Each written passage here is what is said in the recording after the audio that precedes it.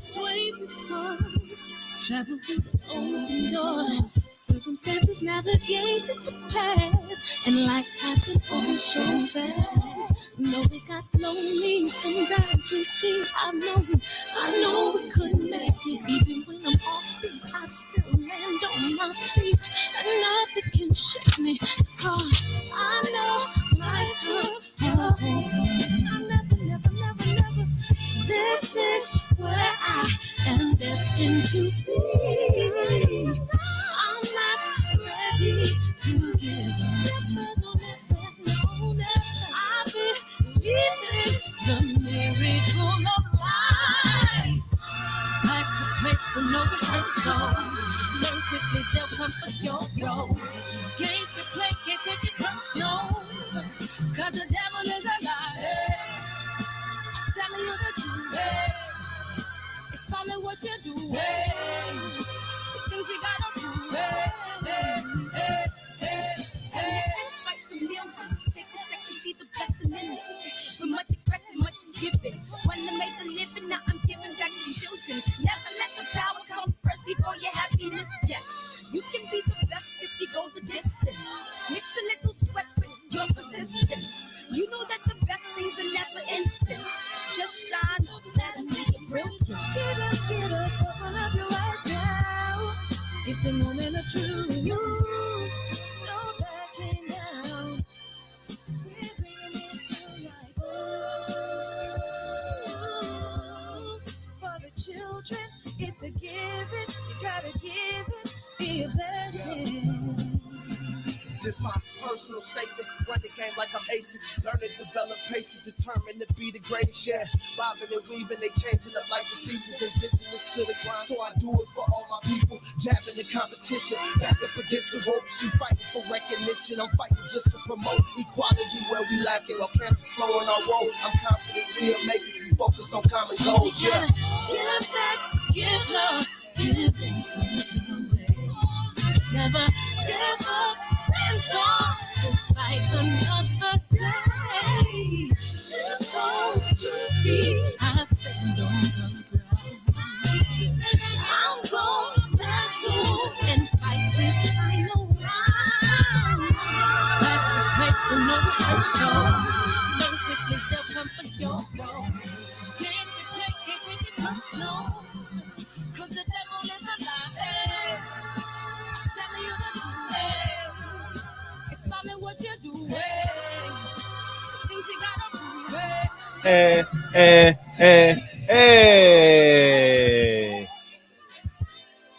Eric Gones, what's up? Opulent LD, Birdman, Jeff Smith, K Sims, Super Bros, Dion Gale. How about that? Josue, Victor. Hey, the channel growing. Hey, Josue and Victor going back to back. Appreciate y'all, man. Mo City Menace, welcome to the show, man. Welcome to the show. KJ Sean, what's up, Nathan? I totally appreciate y'all coming. We're gonna play this trailer, and the guest is in the building. The Scofield family is in the building. We're gonna play this trailer, and we jumping on in, man. Click the link in the pinned comments and go ahead. We close to 3,000 buys, man. I appreciate that. I said Malcolm alleged that some of Elijah's women were underage secretaries, and can you expound on that? Yeah, well, I guess they were, because they were there. I seen them myself. It's all true. Good evening, messenger.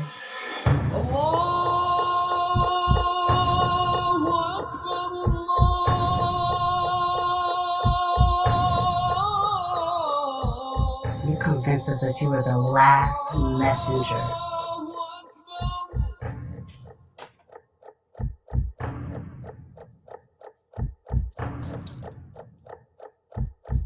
How many other bastard children do you have? Man, at least 15, they say. At least 15. We're going to welcome the Scofield family in the building, man. We totally appreciate y'all coming into the shop. Thank you so much. You should turn your phone the long way so we can see both of y'all. All right. yeah. Welcome to prime time now. What's What's going up? How you on? doing, sir? Appreciate y'all. Who's playing in the background? Is it Sunday? I mean, is it Thursday? No, it's Tuesday. Nah, that's me on the screen. Oh, okay. I saw basketball. Do you play ball too? Or no? Something like that, but you know he like to hate on my skills, so we ain't finna get into that. Hey, I'm about to remodel my backyard, and we putting a basketball court up. I can't wait to beat up my son and back. I can't wait. I'm looking forward to that, man. I'm looking forward to elbowing and chipping his teeth. You know what I mean? How are you feeling? I'm feeling good. Yeah, I thank you for asking. I tested negative mid last week and all that, but I still had like my lung capacity still wasn't there.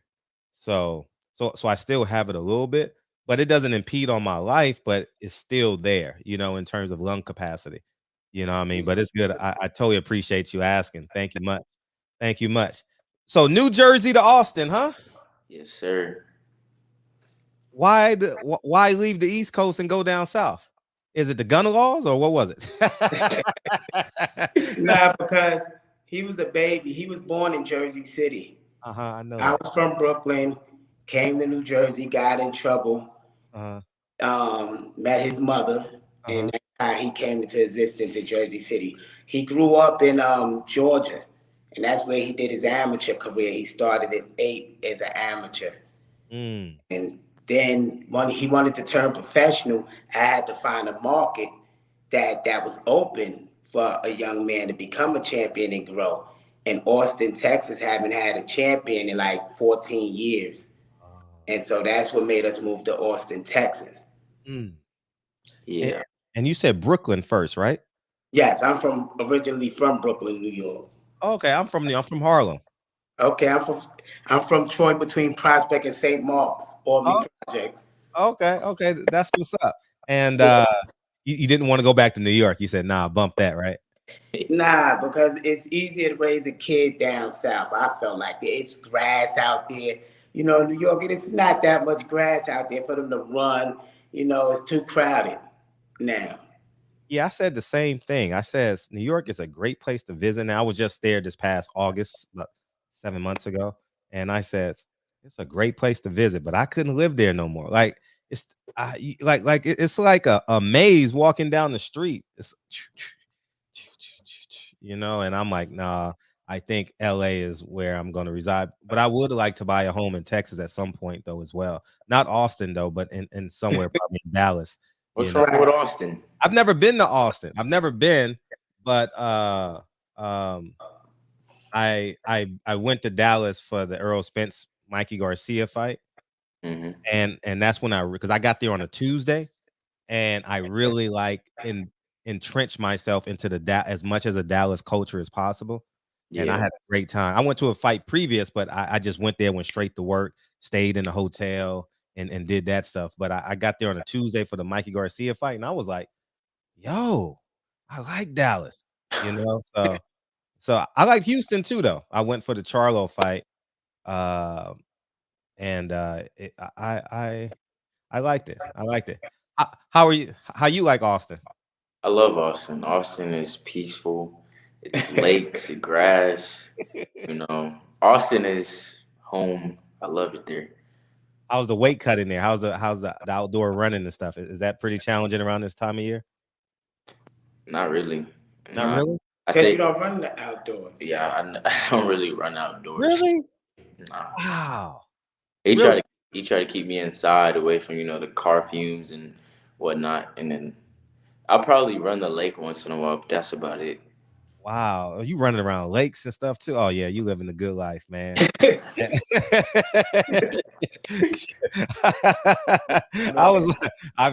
I be running around homeless people, man. But I live in a big city though, you know what I'm saying? So like LA, it's a really big city. So on my runs. Yeah, the traffic is terrible out there. Yeah. It's not worse than Brooklyn though. It's not. Brooklyn is the worst, dog. I know. Wow. It took us 2.5 hours to go from Green Point. What is it? Fort Greene. Fort Greene to downtown No one can Adams Street. deliver your mom's It took us homemade 2 shortbread. hours. It took us 2 hours. Okay. That's a long That time. sounds about normal. God, it was like 3 miles. Oh my goodness. 3 or 4 miles or something like that. I'm like, we should have just walked. We went to get some pizza, and then we went to, and it was by like Long Island. No, what school? You could have jogged home. Yeah, we could have jogged because I was staying at the hotel on Adams Street. You know, so I could have jogged and did what I wanted to do, but yeah, man, traffic is definitely terrible. So you fighting February 26th? Yes, sir. I am. I'm excited and I'm anxious. Anxious, right? Yeah. 9-0 is the goal. Yep, 9-0. 9-0 is the goal. And where are you fighting again? San Antonio, Texas, here at Davies Entertainment. So do you fly there or do you drive from Austin? I live here. As of right now, I live here during training camps. Oh, in San Antonio? Mm-hmm. Oh, dope. So how is life different from training camp to normal life? Can you give us an insight? Okay, which I shouldn't be giving my secrets away, but just for y'all know. So nothing really changed. I just I was gonna see where you gonna go. I just start my dieting, my meal plans. The training gets more harder, and training a lot more, than staying inside more, not getting to go out really. So and staying away from my family and whatnot. So really, that's pretty much it. Dad, how was the transition going from New York, New Jersey, the tri-state area to Austin and raising a family? Oh, it wasn't that hard at all. Now, I was forced into the situation. Oh. I was doing music, and I had to get custody of Floyd, so that he wasn't in the state. So once I got custody of him, they told me I had to get a normal job and leave the music industry. So it was just a grind. Once you're in a situation and you grind it for something, you actually it don't seem that bad because you got something you grinded for. No, you absolutely right. And I read a headline that read from homeless to main event. Yep. Yeah, it was a grind. It was a grind. Elaborate on that if you don't mind. Like the sacrifices and the obstacles that you both had to overcome, if you don't mind. I gave up my whole childhood for this, and I love it. Yeah, that is true. That is true. But I can be a child after this is all done with. Wait, no. Yeah, and not a child. Not a child, but I can still have my fun that I missed out on. You have your freedom. Sure. So we have a purpose. So the grind don't seem so bad, but just being a brown man in a society that was not to be no Malcolm, praise be to him and everything, but not to be that way. Just as a brown man and two brown men in a system that don't have infrastructure for brown men that need assistance, it was a grind. You have to get on your grind. But every day I came home to this guy who was talking about he was gonna be the greatest boxer of all time. That he gave us something to reach for. So the hard times didn't seem hard because our mind stayed on the end result. So to see it manifesting, it's amazing to me. So we still grinding. This is our pursuit of happiness because we want to help others, but it's good. Now, he said he gave up his childhood. What sacrifices did you have to give up? I didn't get to go out with friends. I couldn't eat snacks when I wanted to eat snacks because, I had to always make weight, even starting at 8 years old. Not having girlfriends, being able to keep friends or associates, not being able to play as much games as I wanted to because I was always training. It's a lot. It's a lot. Do you regret any of it? Nope. I do not. Because now, no offense, but I see some of those so-called friends and associates, they work in 9 to 5s, which nothing is wrong, but You know, probably if I was hanging around them all the time, you know, I'd probably been doing the same thing. I focused on my boxing. So I don't regret not 1 second of it. It gets hard though. I ain't even gonna lie, it gets hard. But that's all part of the journey. Who chose boxing? What do you mean? I think boxing chose us because my father used to teach me to go on the streets and beat people up. They used to have street fights with kids back then. And the kids would still be friends the next day. It's just like their little neighborhood competition. So I grew up in a whole different era. So I think it was forced upon us because when I went through hard times, the only trade that I could give him that I know he could make money from if anything happened to me was boxing. And it just keep watching him grow. It's like I'm glad we made that decision. Yeah. That's interesting that you said the only trade that I could give my son was boxing, and prior to that you talked about the systemic oppression of brown people. Do you see a connection there at all? Rephrase that question. No, he broke it down, made it sound like all professional was. no, because no, because you said the only trade you could give him was boxing. Yes. You know, like someone else might say $10 million worth of property. Another person might say, well, I do landscaping. Right. Some other person might say mechanics, you know, or a law firm. But you handed down boxing. Right. Let me tell you something about boxing. And a lot of people don't understand it. They don't understand the brilliance that's in boxing. And it's a reason that it's the way it is. But you could take it all the way to history. You could take it back to Jack Johnson. This man had freedom that normal brown people didn't have. Because one thing that our core cousins love is they love their gladiators. They love the ones that's doing it that way. And the best thing that I could give them that would give them freedom in a system like this was that to be that type of entertainer. And I hate to say it's like that, but it's a lot harder, you know, for people that don't have the resources. But that's an area that even people that don't have resources can make it through. Yeah. I can hear people in the background saying, why do you use brown as opposed to black or vice versa? Because I learned colors in school. And listen, I already know what they're thinking in the chat. That's why I don't want no mark on my back, y'all. Y'all not, come on, y'all can't walk me into this like this. You know, I'm not no leader for nobody, please.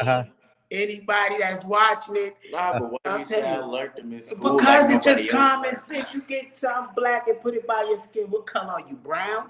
You get a white, you put it by you. It's like we Cain and Abel. We fighting each other while the planet is dying. It's like it's crazy that humans, we fight over the craziest things. But we say we the most advanced species. I think as a species, we need to grow, but we're not going to get that deep on it. Okay. But I believe that we need to grow. Okay.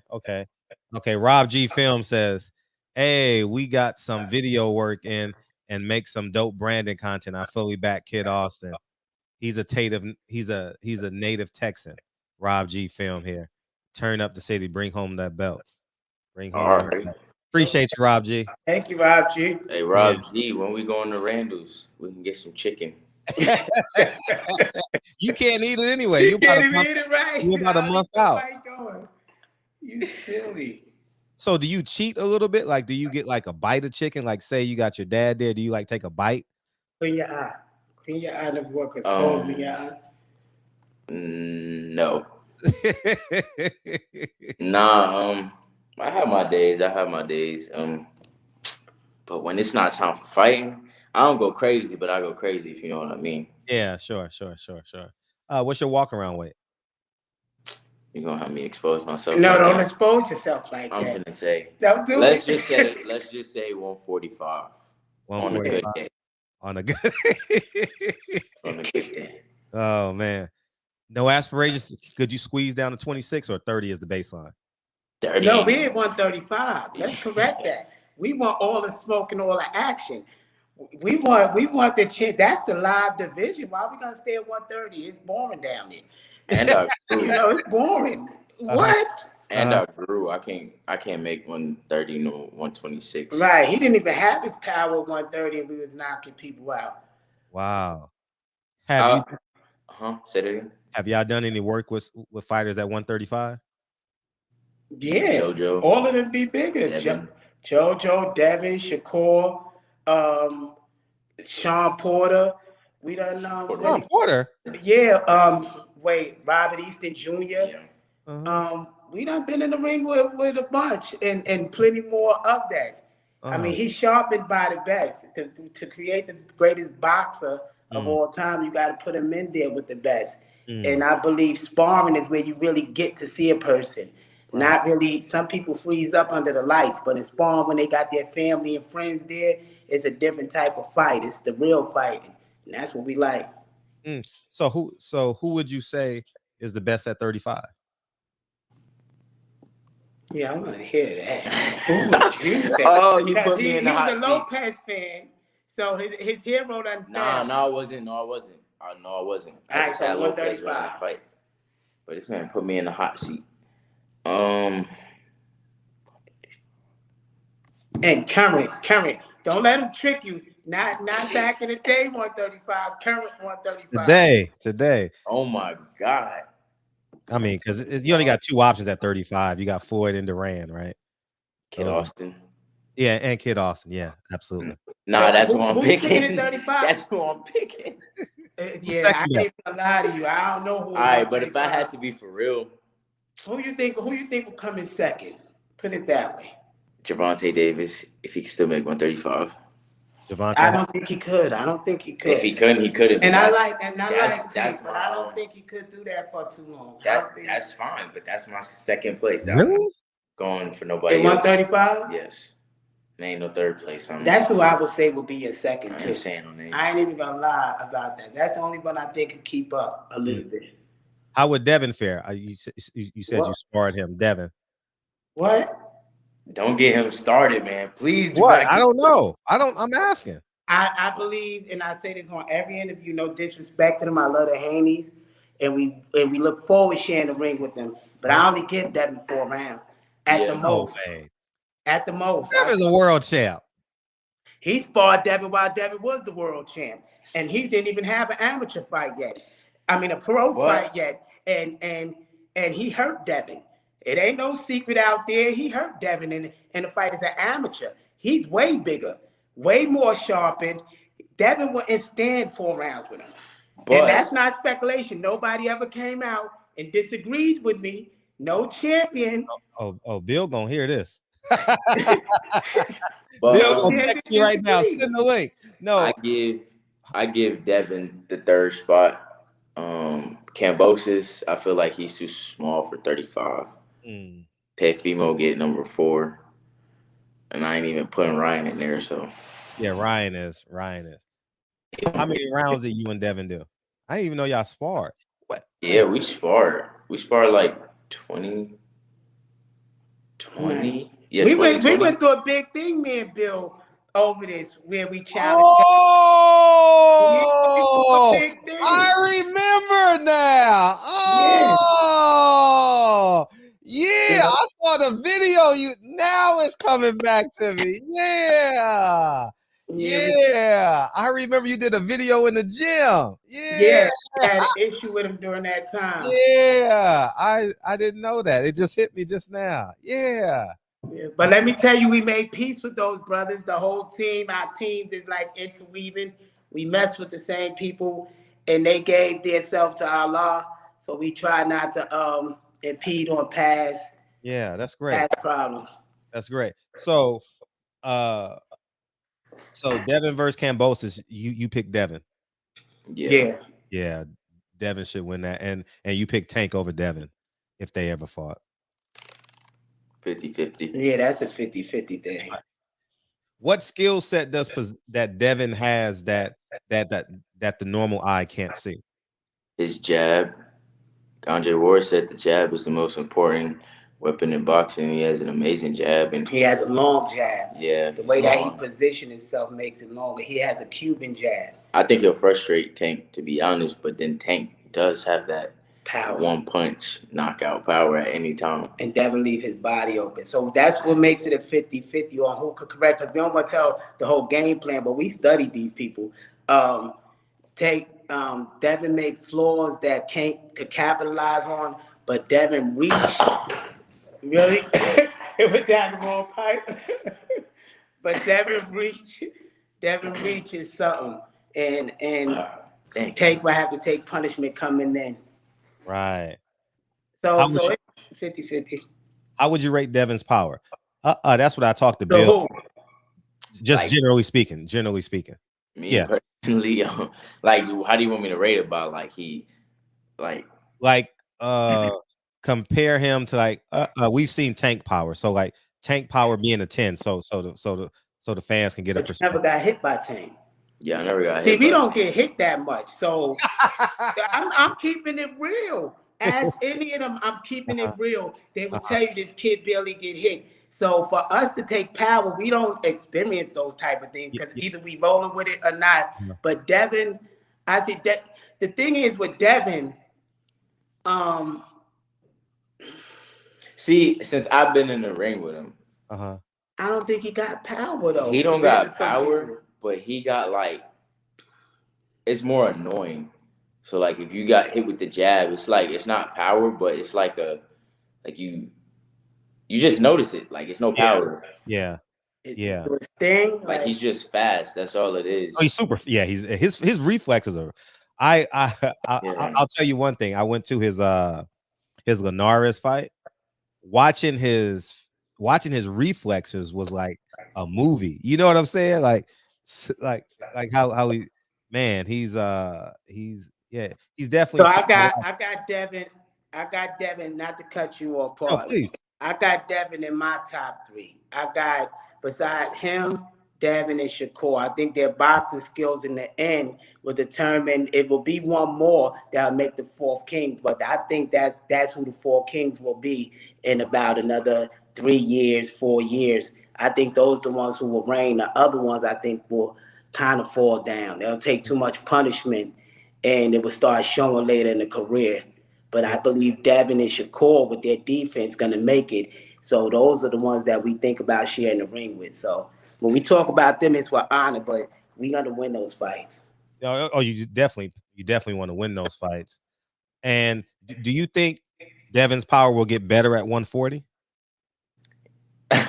This not being funny or anything, but I think if he could get some muscles in his legs, then yeah. That's no disrespect, though. Oh, no, it's not. Like I said, he needs to hear it. Devin is skilled, but Devin is a grown man. So what Floyd comparing it to, Floyd is 18. He just turned 19. So he haven't even reached his grown man body and strength yet. So he rating the grown man. So to him, Devin is like his power wouldn't be nothing with him in his prime. So that's what he's grading it on, and that's why. But if you rate Devin now in his prime to who Tank in his prime, Tank will have the power over him. If you rank him to Ryan Garcia, who will have the speed? Ryan got a great hook. Devin got a straight right. So it got to be a contrast to what we measuring to. And don't get me wrong, that he has no power to me. People react different when they get hit. You know, he might hit somebody and they might get scared, like, oh, he got popped. Yeah. So to me, I've been getting hit since I was 8. Like I got used to punches. So, you know, probably to somebody else, he might get knockouts, you know. Yeah, I'm hoping that they can I shouldn't say rebuild, but like upgrade his frame when he goes up to 140. You know, maybe he's staying at 135 a little bit too long and it's sucking like the power out of him. Like possibly, you know, because who's at 140 he will fight. Wow. Josh Taylor, right? Josh Taylor. That's no way Bob would give him those 4 belts. I doubt it. Yeah, you know, and because Bob got Zapata, he got Jose Ramirez. He got who would Devin fight? It was just Fimo Lopez. Yeah, so I think the business move would be for Devin to stay at 135 for as long as he can because he's a champion, right? And then move up to 140 when Josh Taylor decides to go to 147. you know, and hopefully get in one of those spots to actually get a belt, you know. But they know that, and I mean, they know the business in the game. They know what they got to do Right. to do that. So you say you don't get hit. So you're a mixture of I saw the fight. So you're a mixture of Pernell Whitaker and No, not Purnell. who would you say? Because you gotta remember, and no disrespect to the young man, we don't want to be slurring at the end of our career. That Amen. training, he took a lot of punishment in the training to make him look that good in the ring. I built the foundation off of defense, and then the offense came off of that years after defense was programmed into him. So him not getting hit, you have to go back to the Willie Pep, when Willie Pep was pivoting and how he was winning on his angles and things like that. He was built upon, because the first thing he learned was his feet and studying Willie Pep. And then we went on up when we wanted to throw the power, we studied Sugar Ray Robinson. And so he built upon that. So he was homeschooled. So he would stay home, program himself with boxing. So what y'all see in the ring will be an encyclopedia of boxing, of classic fights. So it's hard to mix because he's mixed with so much. And he's still growing. He don't have his full brain yet. He's still a baby. He's only 19 years old. Right. He can reach his 20s. Right. What have you learned about the business of boxing? It's Me full or of him? shit. No, because I talk about the business of boxing so much. So feel free to elaborate, please. Elaborate. Business is business. Whether it's boxing or anything else, it's business. And that paperwork got to be serious. Snake's going to come with smiles on the face, the wolves in sheep clothing, all that shit come true. I mean, even before you touch the bag, people trying to split the pie. You know, so those type of things, just watch your paperwork, because not everybody got a dad that's just going to have my type of attitude where they don't run over their child. But, you know, it's grimy. The business is grimy. Is it really? Alliances mean everything. Don't burn no bridges, because you never know what bridge connected this bridge. It's a crazy web. And if you burn one bridge, you burn the whole web. That's what it seemed like. So be careful, youngins. Are you have intentions on signing or anything like that? Did you just sign with Rick Ross and Rick Glazier and all them? No. I didn't Man, you screwing up my notes, man. Oh my God. No, like mad people ask me this question and 24/7. Yes, like all day. I don't have no business with Glazer at all. And no disrespect to the man, you know, I could blow him out the water in a sense, but we're not going to do that here because I don't want that to affect my friend Rick Ross.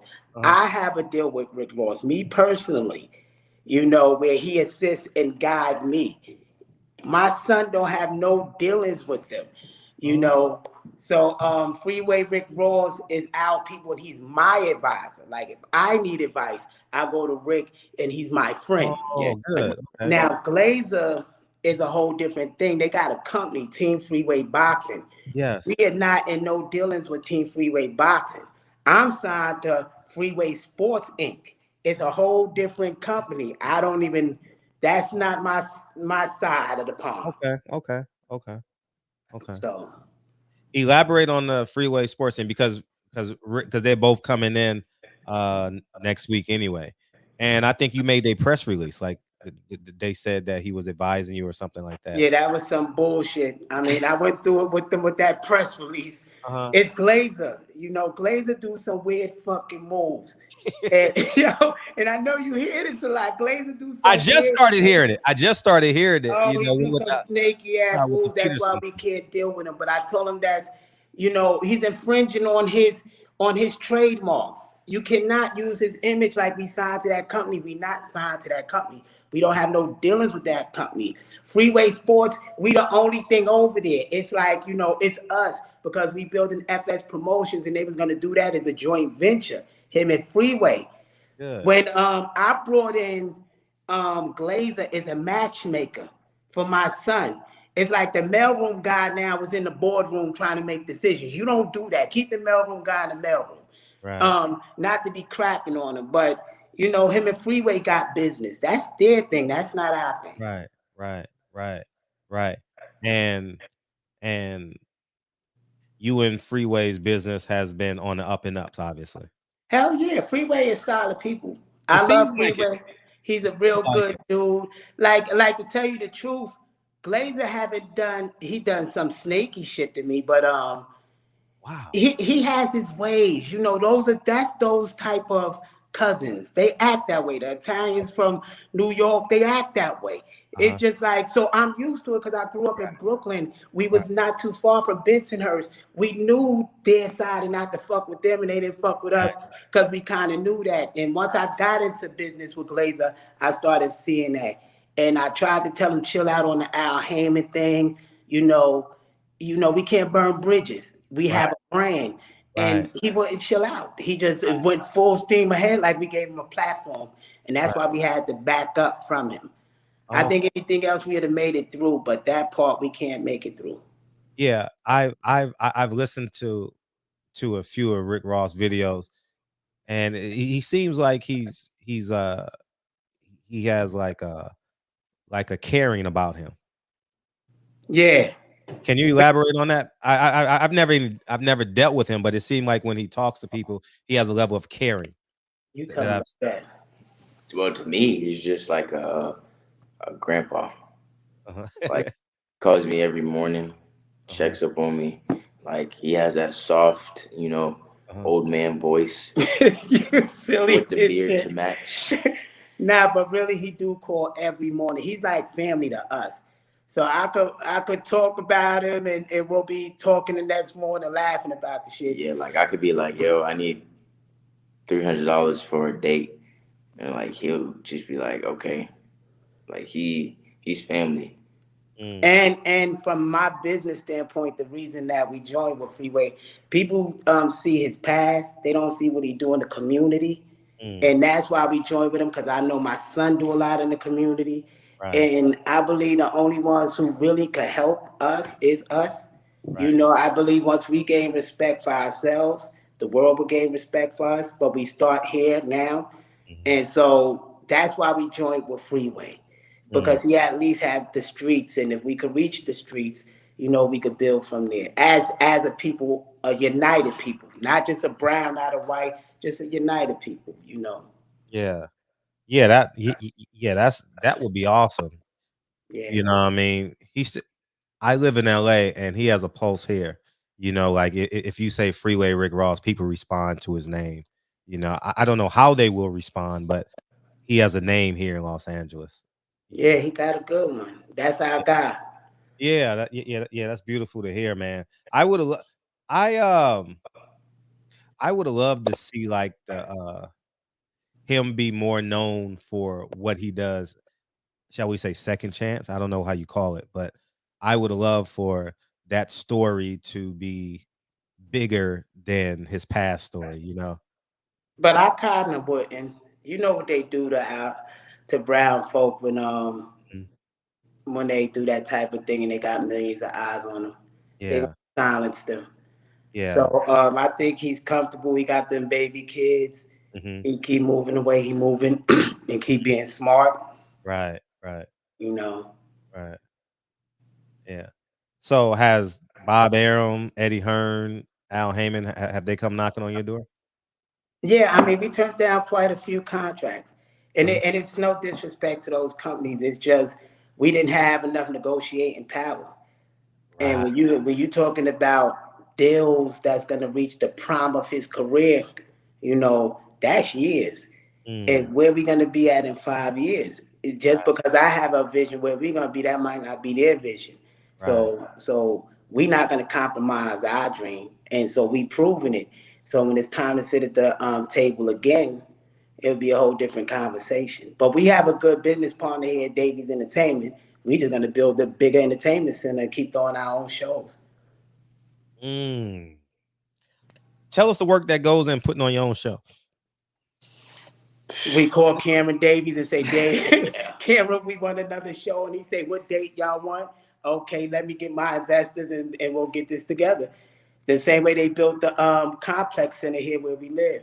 So I think they changed the date on one date we had. The Texas just switched it. So he said, you know what? We ain't switching our date. We got 30 days to build this convention center. And he built it in 30 days. Had TV, everything in it. And we've been throwing shows here. Wow. How do you like the independent route? It's amazing. Yeah, because he don't do nothing. I have to do everything. What are you talking about? How you like it? He loves it. Yeah. Nah, the independent route, you just got more work, but that's your baby. It's like if you built your own car, how it run, you know, you can feel anything in it because that's my baby. I developed this whole thing. So that's how it is. You get to see him grow. I get to see him every day. I get to watch my son grow. A lot of people for money chase money and they forget those little things. I'll get to watch him every single day. You know, as he grows, the way he developed more into a man. So that's true passion and freedom. So So in the in a perfect scenario, how long would you want to remain independent? If you could plan it out. Because this how I say as a parent. Anything can happen in boxing. Now the bodies apartment buildings that have 20 to 50 apartments is going to cost about $20 million. So the advance need to be about $20 million because you need a plan B. Once your child buy them apartments for the rest of their life and their kids' life, they getting that money straight up because it's already paid for. It's going straight to the bank. It's an asset now. So why would you sign to be basically not a slave, but a puppet of a company if you don't have some form of freedom at the end of that contract? Because if you're going to be broke at the end of it, then you might as well do it for yourself and keep all your money. And right now, most fighters is probably making what? If they doing 8-round fights where he had $5,000, where he bringing $50,000, it's just independent route. It's a huge difference. Besides your NFTs, besides percentage of the ball, besides the percentage of the door, besides your merch, besides your streaming, you keep all that money, it's yours. So who gonna shut you down? The internet, you can stream it. You got your complex center. Who can stop you? So it's definitely more than $5,000. Way more. So when they sit down at the table with you, from a promoter standpoint, they got to make money. These are your business partners. You're a 1099, you're a subcontractor. So you have to have value. Either you got to bring butts to those seats, viewers to those streamers. You got to bring in money somehow or have potential for them to see the money down the road. Right. But there has to be something involved for the promoter because then it's one-sided business. Yeah, no, you're right. I'm a firm believer in independence. We talk about that a lot, you know. And if I had a son or a daughter that wanted to fight, I would be 100% independent. Like, it's no way I could see myself waiting on Bob to give me a fight date. But it's harder. You gotta have resources because I know. For his last fight between the opponent and him just getting in the ring, just between everybody out there, it cost Cam about 30 grand just for him, not the other matches. $30,000 to pay the opponent through all of this to make it happen, pay for the belts, the sanctioning fees, everything. So unless you got $30,000 in your pocket, you have to have an investing partner. And that's where the freeway Rick Ross come in, not for us, but for some people. That's where the Davies Entertainment come in for us. These are people that put up that investment in you because they believe in your dream. But if you don't believe first, nobody gonna believe. If you don't build that structure first, nobody gonna believe. So it ain't like you're just gonna come out of boxing and somebody gonna say, here, if they do give you a contract, it's gonna be a damn slave contract. It's gonna be so one-sided. You know, you gotta get on your bike and grind every day. Since you've been offered multiples, could you give us an idea? Because you probably got some young guy. If you can, the ideas of the language of the contracts. If you say like slave contracts and stuff like that. One is if it's one-sided.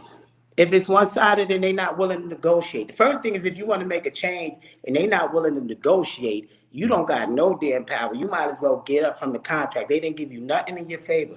That's the first thing. But then when it comes to the terms and all those extensions that people don't look for, where the promoter is going to get a 2-year extension on this. Now, if you become a contender on the top 10, it extend another 2 years. You win the belt, it extend another 2 years. By the time you finish, it's 11 years. And y'all don't count that. It's just going to be, if you're a top fighter, you know you're going to make it in the top 10. So now you're giving them a 10-year contract, and all they paying you is these bare minimums. You know, where in 10 years you should be making at least $20 million a fight if you're doing what you need to do. You know, so it's just like one-sided. You got to watch out for those little tricks. So you need an attorney to tell you the truth. They really need an attorney.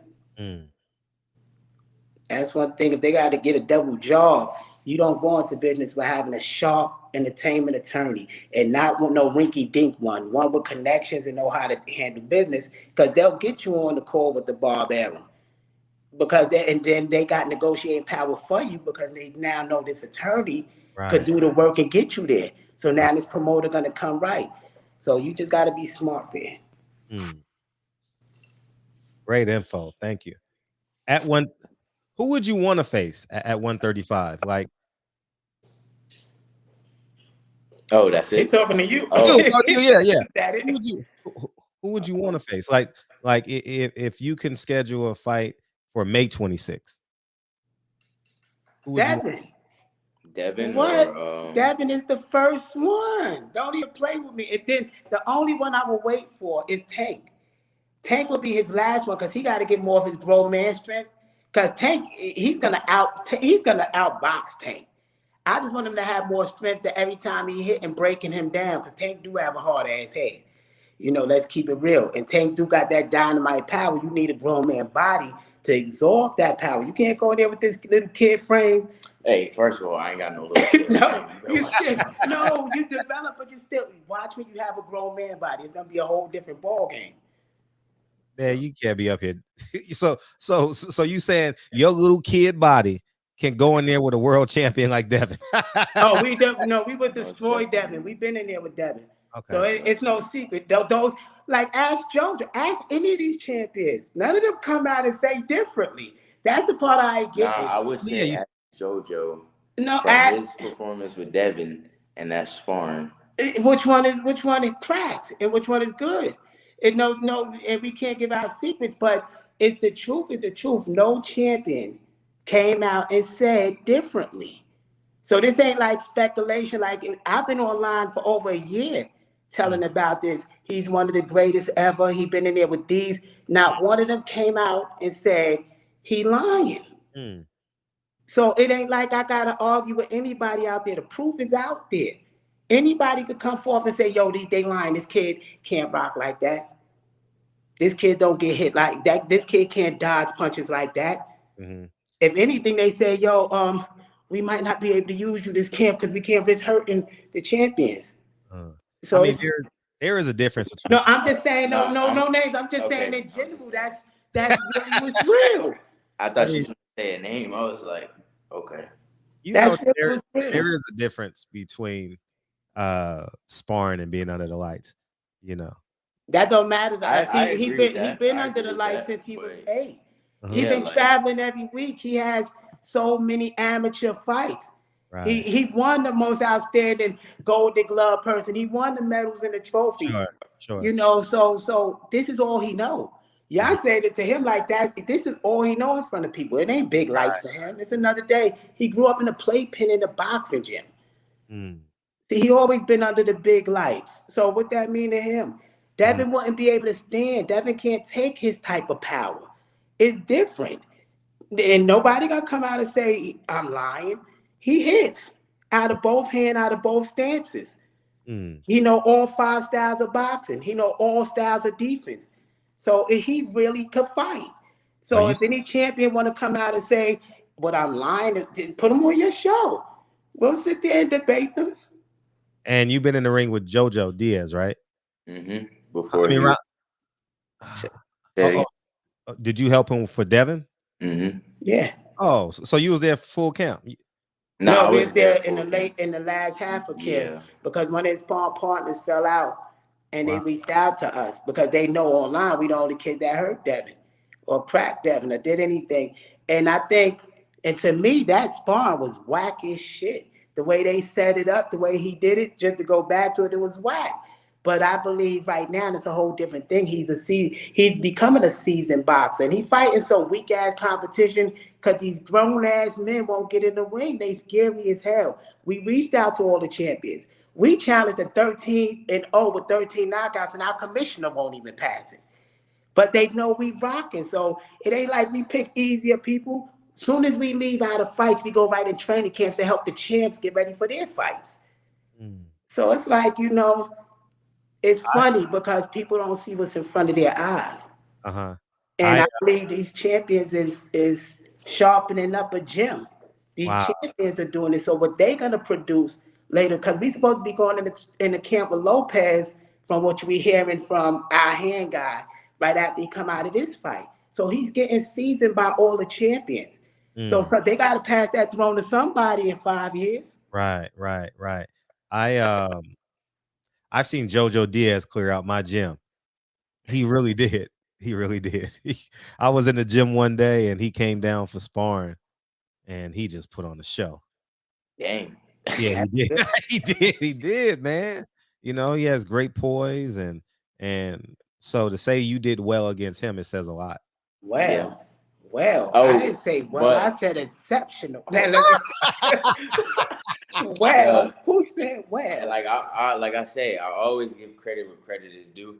First day, I gave him the first day. It's my first day. He would have stopped you if it went. He wouldn't have stopped. See, he be always you trying to clown him all the way to the end, but to me that was sloppy. So it was a sloppy sparring match. He was catching me, I was catching him, but you can't tell sparring details because you're about to go on to the next day and you can't do that. Yes, I can. No, you can't. But I just gave him credit. Well, you can't give him a credit and then go there. No, we don't do business like that. No, we can't do business like that. But I ain't gonna say nothing about it, but the second day, it was a totally different story. And they asked me for sparring again the next day, because they probably you're telling too much now. No, I'm not. Yes, you are. You sitting there telling no. Okay, you can't do that. Anyway, it was good sparring between both of them, and he's supposed to come down here, and they supposed to be sparring after his fight also. So we got to see how we're gonna juggle all that. We have fun with them, if they have fun with us. But Floyd can rock, man. He can rock. He's something different. I'm telling y'all. And the funny thing is, these champions is the only ones that could push him like that for me to see him really get down. Because the first day, JoJo was catching him. JoJo was catching him. I seen Floyd get hit more in that ring with JoJo than anybody in his whole career.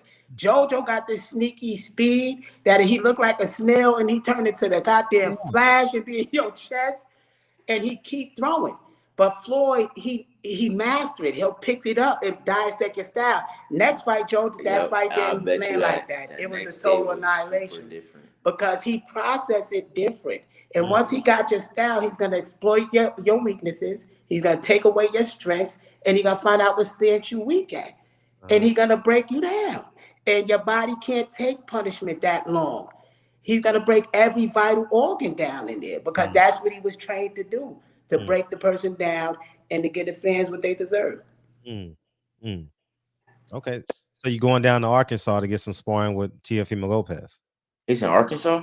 We don't know where he at. They didn't tell us yet. They didn't tell us. He was in California. We waiting for the details. Oh, he's in well, I'm glad. Hopefully it works out for him, man. I'm not warm on Teofimo Lopez. You know what I mean? But hopefully you get some great sparring out there and it does well over there. Yes, sir. What did you think of the Gary Russell fight? I actually didn't see it. I seen that shit. I know Dad was about to jump in. You know he is. Nah, I ain't even going on Gary. Gary is my guy. I like him. I like Gary. You go best room. Yo, Gary did the best he could do. I mean, he did the best he could do. And I like Gary, and he's feeding his family the way he gotta feed his family. Yeah, that was tough to watch, man. My son wouldn't win in there like that because to us, To us, not Gary doing this. I believe Gary tried to give the fans what he could give them, and that he didn't want to let them down. Us, we wouldn't have went into that fight because we would have felt we was letting them down, and we didn't go in there 100%. So we would have had to back out. But that's just Gary way of doing it. Maybe that he put on the show.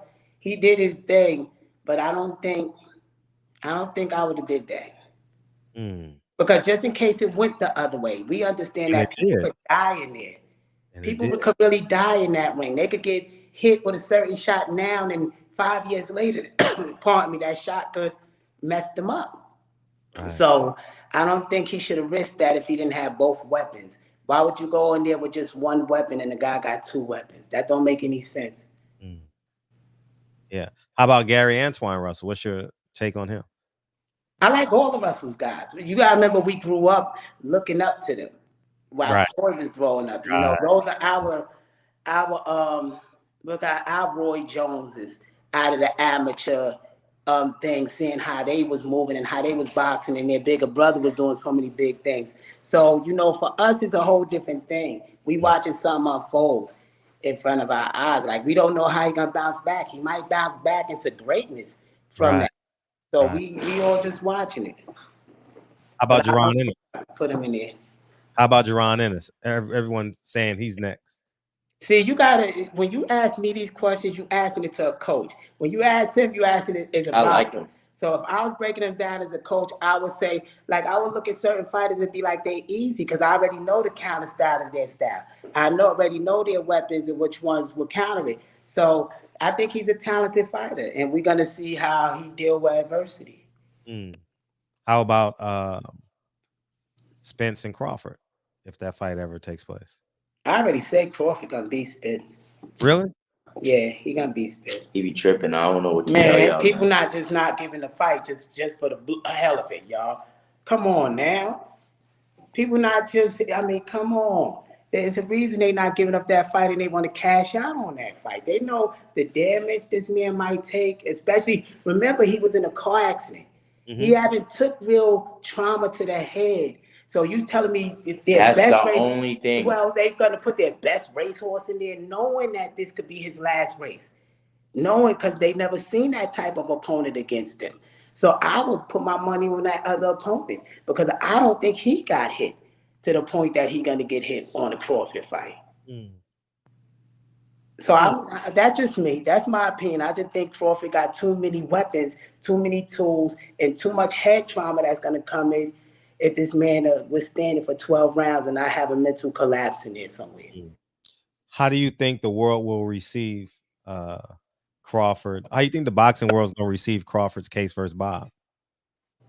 You know, that's their thing. You know, that's we don't even get into their money and their thing like that. That's their thing. That's two men having their personal issues out. He like, I ain't getting in the way of that shit. I got my son. That shit don't have nothing to do with me. Yeah, man. That's what people were saying. They want to wait and see what how Spence is gonna respond. You don't think Danny Garcia was good enough? You don't think Danny was to fight who? It seemed like he laid down for Spence. To fight who? Oh, you talking about this? Oh wait, is that what you're talking about? No, I'm asking you, is Danny Garcia enough evidence? Obviously, Danny Garcia is not enough evidence for you to say Earl is okay. Yeah, I think Danny laid down. I think Danny felt that power. And Danny don't got no foot movement. What are y'all talking about? It's two different fighters. But that was a tune-up fight. Could move. That was a tune-up fight. It don't matter whether it was a tune-up. That tune-up wasn't moving. I mean, come on. So how you gonna tune up if this guy is gonna box you and switch? Danny was in no switch fighter. And I'm not saying nothing wrong with Danny and Danny being a tune-up fight. I got that part, son. What I'm saying is he didn't tune up for a Terrence Crawford fight. It's a different style of fighting. It's like you got Mike Tyson and you got Ali. You know Ali gonna move these feet and do all this, and you gotta get past all these counters. But we training for Mike Tyson, who's gonna be a precious swarmer. But how you know his sparring partners ain't? He could be having his sparring partners fight like Terrence Crawford. You never know. All right, let's see how many he find that fight like Terrence Crawford. All right, anyway. This is what we go through every day. Don't mind us. I'm looking forward to that fight. I'm looking forward to that fight. I don't think that fight happening. Don't hold your breath. You know what I think though? I think Al Heyman is going to push Earl towards Canelo.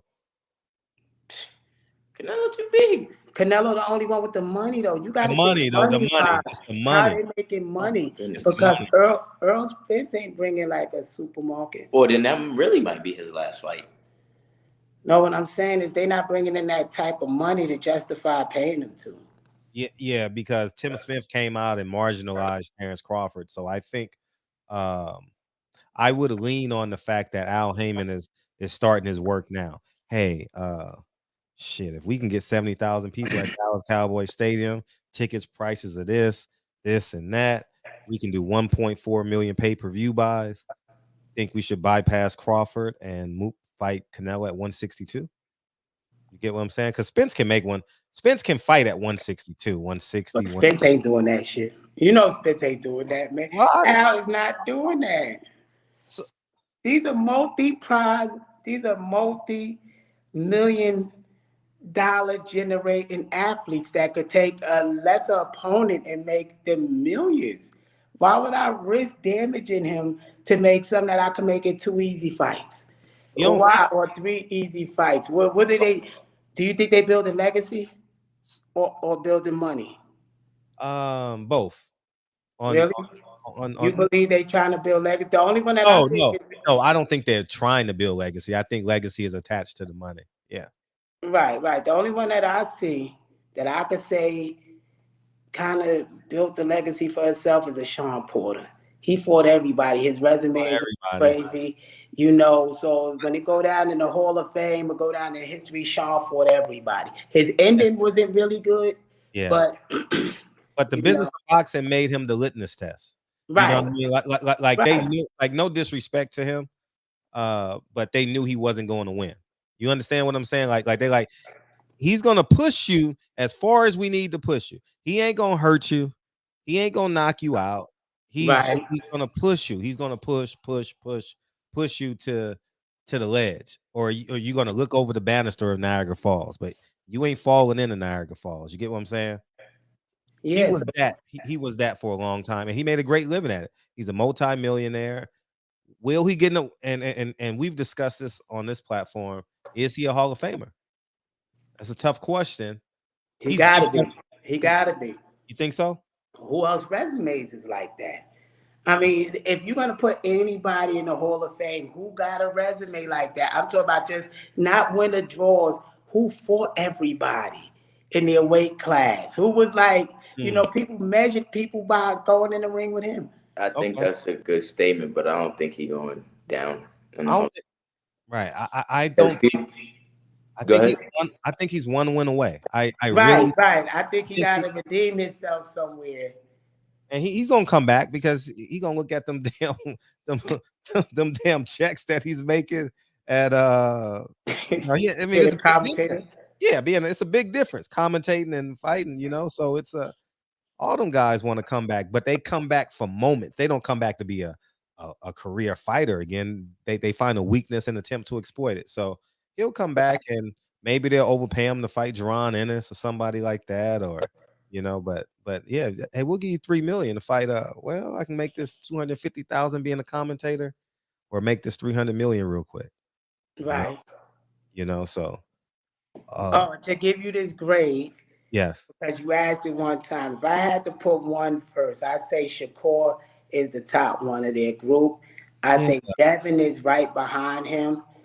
And then I would probably go with a Tank, although we didn't feel that power yet, but we watched him spar multiple people in multiple sessions. We've been in 2 training camps with him already. So I would probably put him right after that. I don't think Ryan haven't proved himself yet.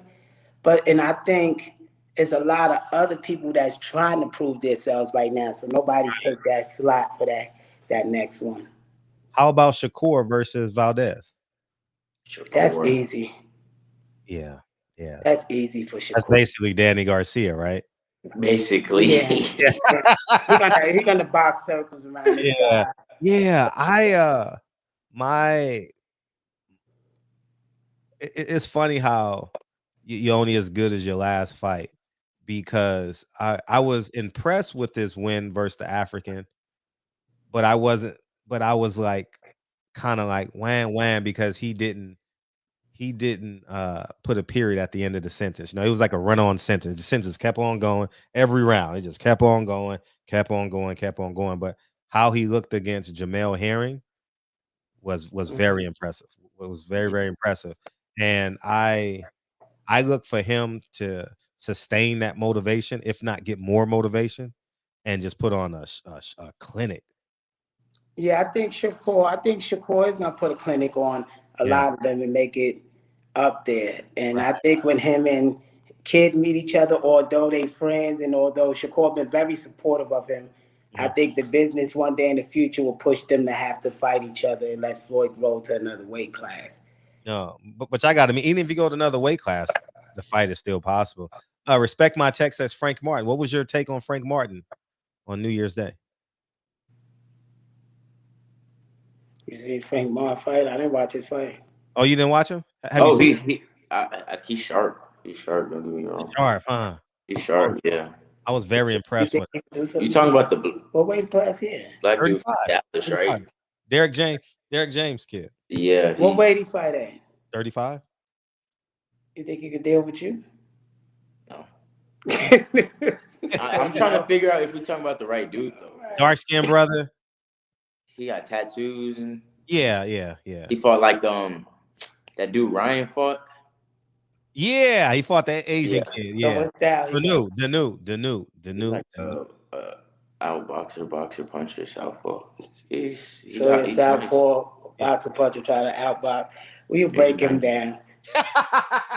You We already know will how break he him going. He a down. bad boy. He a bad boy I now. believe Now, everybody bad till they get hit and them organs start malfunctioning. It's one thing when you fight in headhunters, you fight somebody breaking down your chest bone and everything else is a different ball game. Everybody a bad boy. Yeah, I might start getting my Bernard Hopkins on too, hitting the thighs and everything. Gotta You do what I can't gotta say do. he joking That was a out joke. there. That was a Y'all. joke. Like, That was a joke. You know, people be like, Bernard Hopkins. Bernard Hopkins was the man when I was a kid, man. Shout out to yeah. Nassim Richardson, man. Shout out to respect to Nassim. Have you sparred Keyshawn Davis at all? No, we had lunch, dinner Yeah, with Keyshawn and his yeah, I family, ran stayed into with his him mother, once. supporting him in his fights. We watched him grow up in the amateurs. So most of these people y'all see, is people that went through the amateurs together. Yeah, I used to So fight his like little brother family, a all the little time. we fought his little brother all the time. His little brother beat us in some competition because he was long as shit. Nah, We he couldn't get him no, out he of got there. lucky. That man got lucky because I was trying to get in. And he would just lean on me, and the He ref was kept so telling me to tall. pick my head up. I'm like, yo, he's leaning on me. So it's like everybody been like family. So when people see this and like, this one, everybody that fought everybody and knew somebody that fought somebody, been in the same camps all the time. To us it's our life. Right. So it's not how people view it, but Keyshawn to us wouldn't be a threat. Mm. Nobody in this boxing community would be a threat. And this is him before his grown man strength. I'm telling y'all, if they wait till he get his grown man strength, nobody gonna be able to beat him at 135, 140, 147. And He'd be too strong. I don't think people know I train hard. Like, 3 times a day. just because I be joking and I'm a kid or whatnot, but I train super hard. I'm in the gym every day, even on my off time. I'm in the gym every single day. You know, like I know it's a sacrifice. I gotta sacrifice a lot, and it is a lot. But like I'm on the same level they on. Just they got to get to the world titles before me, and they a little bit older. They might have a little bit more experience, but I'm training just as hard, if not harder than them. So I know what I can do in the ring, and I'm not gonna say something that I don't believe. So. Mm. So it's gonna be a fun journey. Be glad the viewers could join in and all experience that as it's happening. Yeah, It's like real life. If people got to see Ali when he was growing up to be the greatest. wow. Not too many of our people set goals to be the greatest, and I think a lot of times in our culture we knock them down. You know, like saying, "Oh, they can't be that wide because we didn't reach for that." But to see a young man reaching for that and working hard for that, I'm supportive, and I think people should just watch. They don't have to believe it; just watch his journey. Right. You know? Who's some historical figures you admire? Me Dad. and him. Dad. You know, my normal. I'm not gonna say too many things out there because people might be watching. Um, I like all people from all types of races. One of the things that I like, one person, and this is not. I like Malcolm X. I like that brother. Yeah, And I don't like certain things that went the way Malcolm's life went. But I think as a man that was growing and learning, imagine if he would have had a chance to become a more matured man. Imagine if a community supported him. Where it would have been if people could have got past their gripes and their greeds and really thought about people, a community. So I like people that just stood for community. And I don't mean community of just one race. I mean of a species. We have to elevate. So I believe it's a bunch of people and a bunch of different races that all contributed. Yeah. Yeah. I agree, man. I had this conversation yesterday. I always every day I end up having a conversation about Malcolm or my grandfather. It just happens, right? And it's partially on purpose for me because I like to check people's masculinity. You know what I mean? Like where they stand in terms of their masculinity. You know what I mean? Because Mhm. if even worse, having a conversation. You know what I mean? So, but I say Malcolm and Martin died at 39. God, that's so young. Mhm. Like they just figured it out, and I like the fact that and it speaks volumes to Freeway Rick Ross too, because I'm a huge admirer of Malcolm X. Is that hi- his second half was greater than his first half, you know, and the fact that he went to jail for 6 close to 7 years and came out and became the man that he was. But we didn't get a chance to see the mentally free Malcolm. We only saw him for like 6 months, Mhm. you know, and that's what like really hurts because sometimes I'm mad at Malcolm. Like, why the hell? I don't know how you feel about it, but I say, why the hell would you give Elijah 12 fucking years? You get what I'm saying? Like, that's me. And I'm like, man, you should have. I wish you would have left sooner, you know, and played the game. And then when you had your infrastructure, then you get this motherfucker. You know what I mean? But he was left out to dry, you know, and uh you know, it's like Maya Angelou said. She said she just recently got over the fact because he knew the stance that he was going to take was going to kill her. You know, Maya Angelou did a great interview about that. And that's sad that he knew the people that once loved him was going to kill him in addition to the government, the New York NYPD. But still the black faces did it. As his daughter said, black faces like you and I did the job. So, you know, it it's heart wrenching to even think about that. You know that some man that they called the last messenger. It's a lot to take. I've made it like one of my secondary goals in life. Some may call it primary, but just to pick an ancestor, and I chose Malcolm X. I can't do everybody, right? If I could, I would, but I chose Malcolm to keep the energy rolling as best I can, and that way it won't die. Like I know my son is gonna be like, man, when I was a kid, my dad, because we're on chapter 7, no, chapter 6 now with the autobiography, and he's 7, and so I know just by me instilling this in him, he's gonna say the same thing to his kid naturally. You know what I'm saying? So yeah, man. But yeah, but I too agree. Malcolm was his fearlessness, man. Like, oh, I just don't, man. Oh, they're such cowards, man. They're such cowards. KA and Dad, Kid Austin and Dad. Us Earl fans see a difference with Blu-ray Earl and without. Should Earl get back to his strength he had with Kale?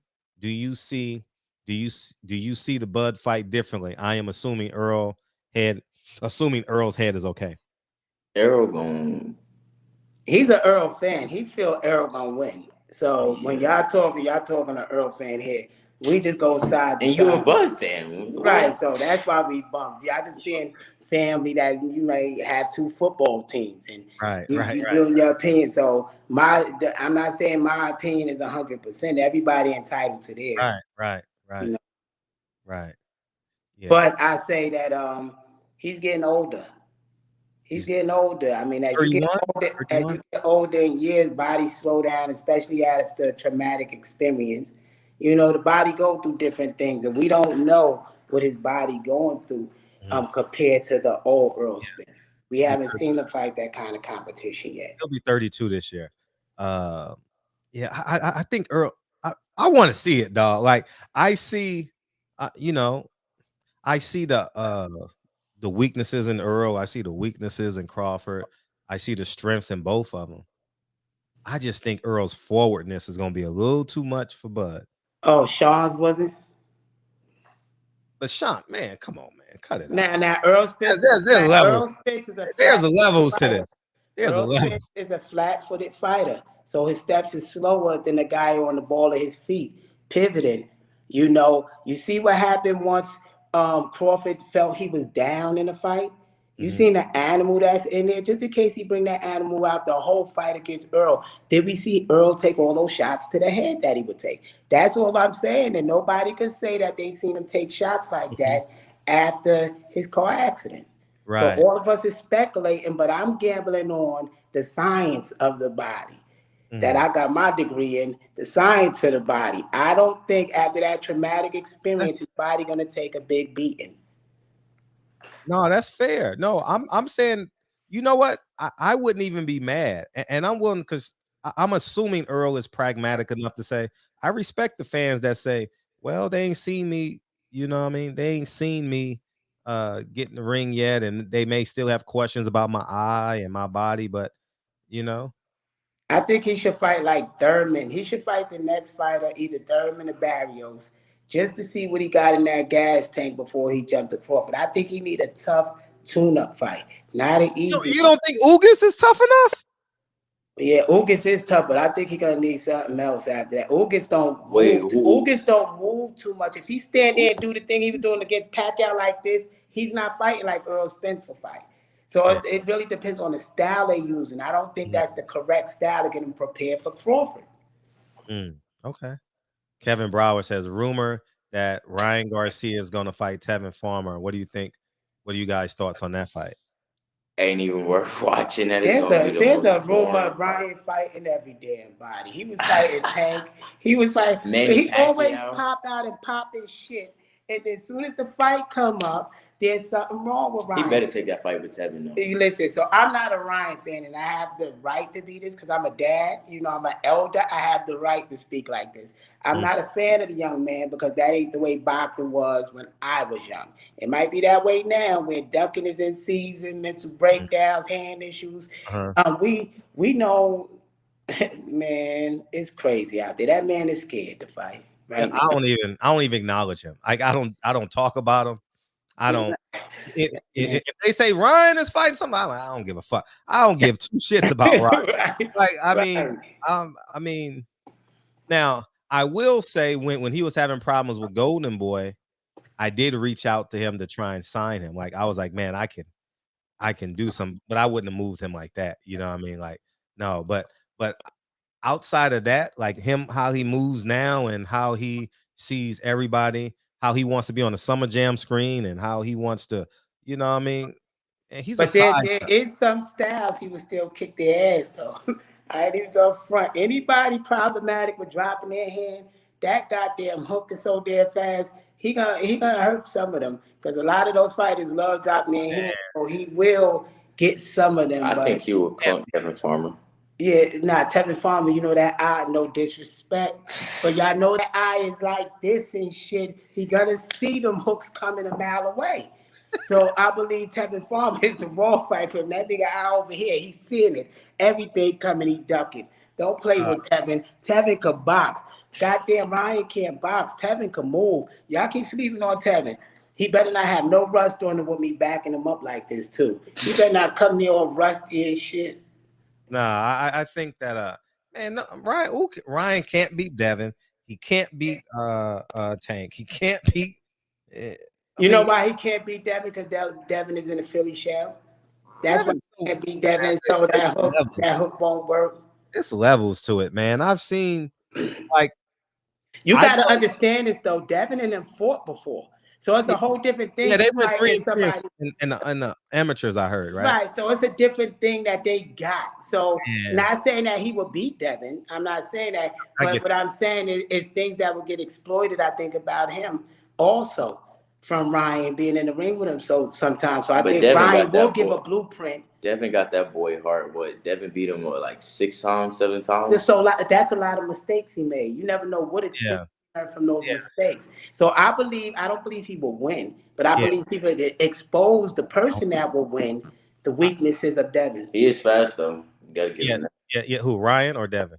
Ryan, both of them. Yeah, both of them. Yeah, both. Yeah, Devin passed my eye test. You know what I mean? Like I'm not comparing your experience to him. I'm comparing like you know how Bill says this, Bill says that. But I said, you know what? I'm gonna go to the Linares fight. I want to see this for myself. I want to see how good he is. And what I saw, I was like, I do believe he has to stop depending on his natural gifts. I think Those he gonna needs be gone after a while. I think he needs to depend on more his boxing technique. You know, what I mean, like how he pulls back instead. Like he does catch in the later rounds, but in the first half of the fights, he's snapping his jab, reflex. And I think he can stay in the pocket and work a little bit, and you know what I mean. And then in the second half of the fight, his opponent would be a lot more fatigued.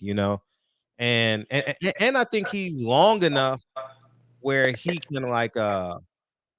can toy with like getting in and out of the clinches and stuff like that because I think he'll be stronger than a lot of 35s. Mm-hmm. I think in this era, Devin style would do good. Yeah, Because yeah, in this era, it's not fighters.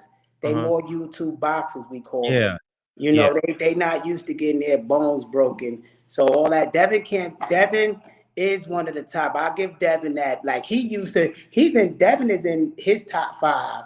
We always had respect for Devin. mhm. That never been an issue we had. His No, uh, boxing skills are good. yeah, He I've will beat seen it. most of them, but it Uh-huh, won't beat Shakur.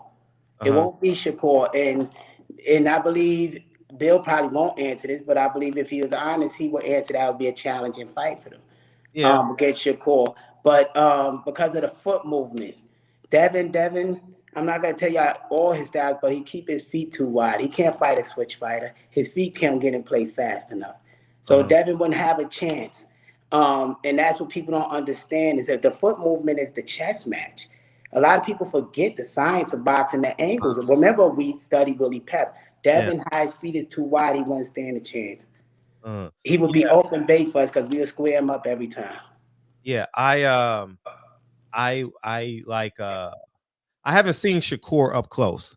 I know I've seen him fight before, but I haven't gone there with the intentions of like, okay, this is my goal. I just want to sit and see if this kid is the truth. Forget being a fan, forget reacting, and when I saw Devin, I was like, if he can get stronger, and he ain't got to knock people out. He can I because of think his he'll be foot strong. because of his foot placement. He can't get strong. He got a Cuban style of boxing. They're not made for power. They're made for more speed and movement. So Gotcha. his style. If you know the styles in the history of boxing, it's easy to break because you just look at the fighters that fought that style Yeah. that got beat, and you compare all of them. Not giving information because he No, can I change can see that. also. You He see, could see, change it yeah. also to get better. But I'm saying those weaknesses. That's just one of them. Uh-huh. That he's too open for an experienced fighter that really studied the history of boxing. I Mm, believe he's more advanced than a lot of these people. That's why we always compare him and Shakur because yeah. to us those are our peers. They Right. got enough knowledge in boxing. Hmm. Like he grew up gaining that. That's more like respect when we talk to them. I get it. But Get we it. also breaking them down of their flaws. And Yeah. I believe Shakur will beat him. And I believe later on, if this in the future, he will beat Shakur. Mm. And that's no beef I'm to looking Shakur forward. because Shakur is still teaching us. We supposed to go spar Shakur again. So Shakur is still teaching us the same. I believe Heron and Shakur must have did some sparring around. So Shakur already knew how that fight was gonna be. Yeah, Shakur So, was too confident in that. He was too yeah. confident going in that fight. He's like, man, you can't do nothing with me. But it's I'm looking forward to it. I'm looking forward to y'all locking horns and getting in the ring. That would be That's exciting. like a mega fight in the future. Like I believe I was talking to Devin's aunt because she come and support Floyd at his fights. Our team is the same team damn near. It's Mhm. like one call Curtis Meek, he's hanging out with Devin, or either if he not his right hand man is, it's like literally that close. CC, their publicist, Uh, is also working with us in Freeway. So yeah. we're in the same circle. Uh-huh. Um, I believe they will have a mega fight in the future. I So believe the money just will be there. But I believe that's the only way we'll get him in the ring. He ain't getting here's in the ring for no small money. here's my wish then. Here's my wish. Devin continues to grow and grows that Vegas market, right? You grow that Texas market or wherever you, and then y'all fight at 140, and it's for a lot of money, or 47 is for.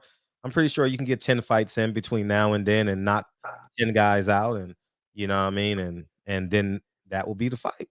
Well, how we envision it is Devin will have all the belts at 140. He'll be Oh yeah, undisputed. yeah, that'll be even better. Shit, And I'm I we didn't gonna mean to get shoot all the you. belts at 135.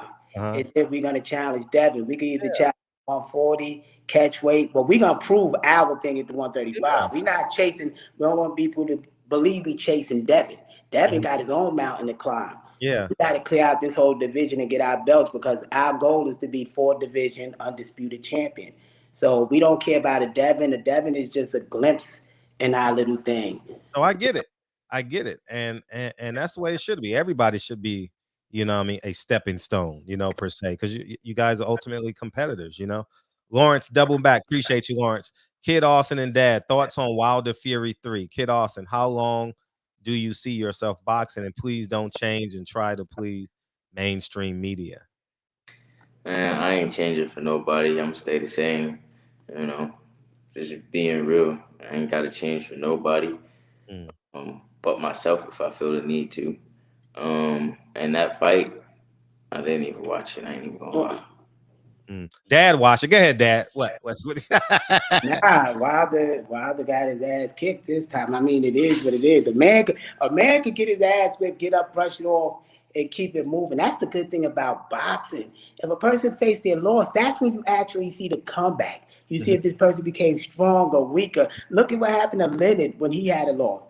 Then he came back, and had that nice run. So that's the fun part about boxing. I want to see what Wilder do after that, and I also want to see what Fury do after that big win.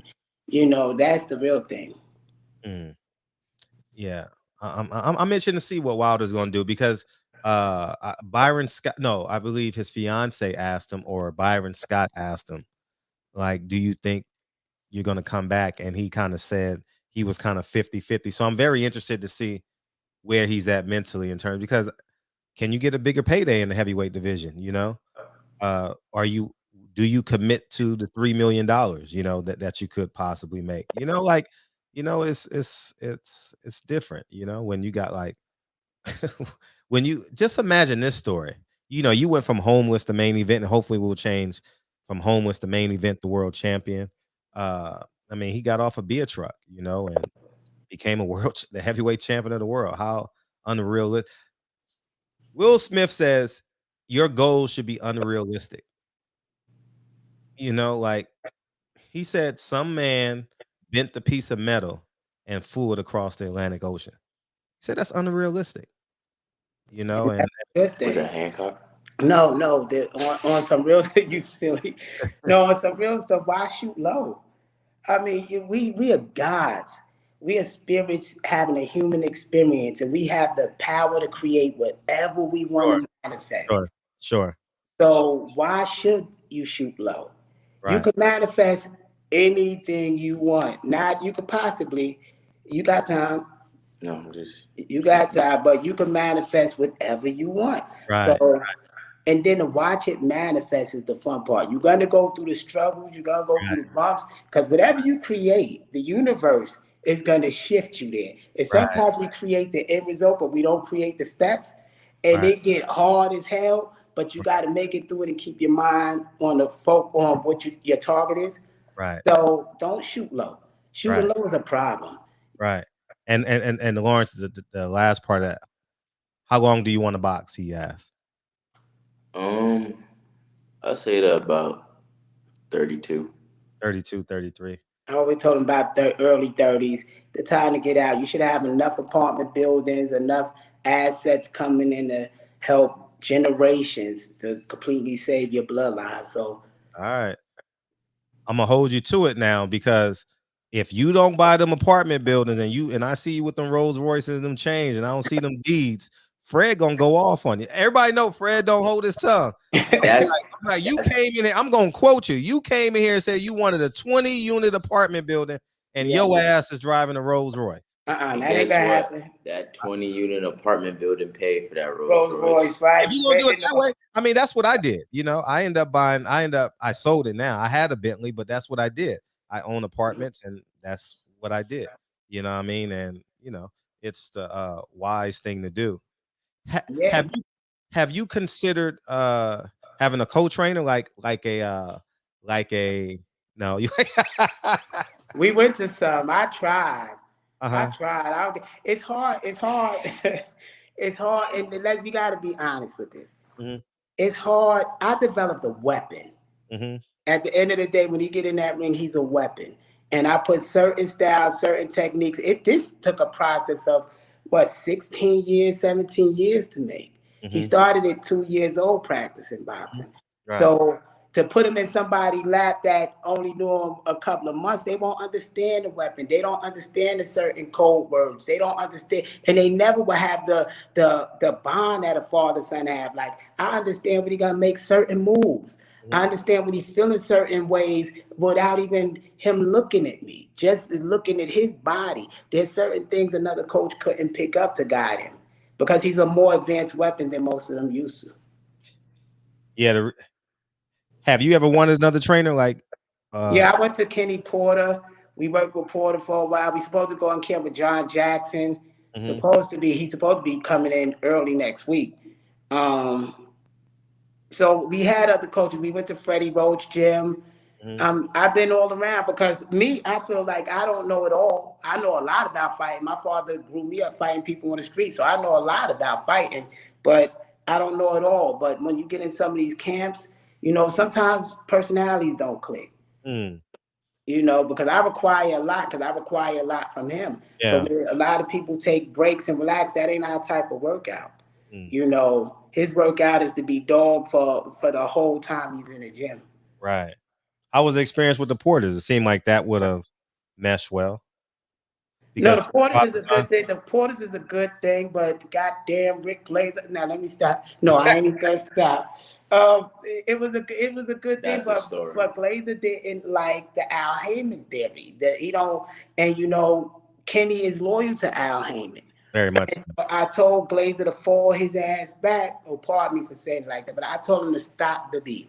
You know, because it ain't no beef with us. If you're gonna be working with us, you can't be out here blasting these people like this. He wouldn't stop it. You know, so I felt awkward being around the Porters who's loyal to Al, while my team over here throwing darts at this man. You know, it felt kind of awkward. And then we in a hotel, we in an area. It's just like, you know, I had to get out that area. That was not area. And being from the streets, if you're not from your comfort or your streets, you don't want to be in the middle of a war in enemy's territory. That just wouldn't work. Yeah, but at the end of the day, like say you can pull from Bill Haney, Kenny Porter, because they both dealing with father-son world champions for that. You know, you can pull information from them and whatever gym that they give you, you can put it in your.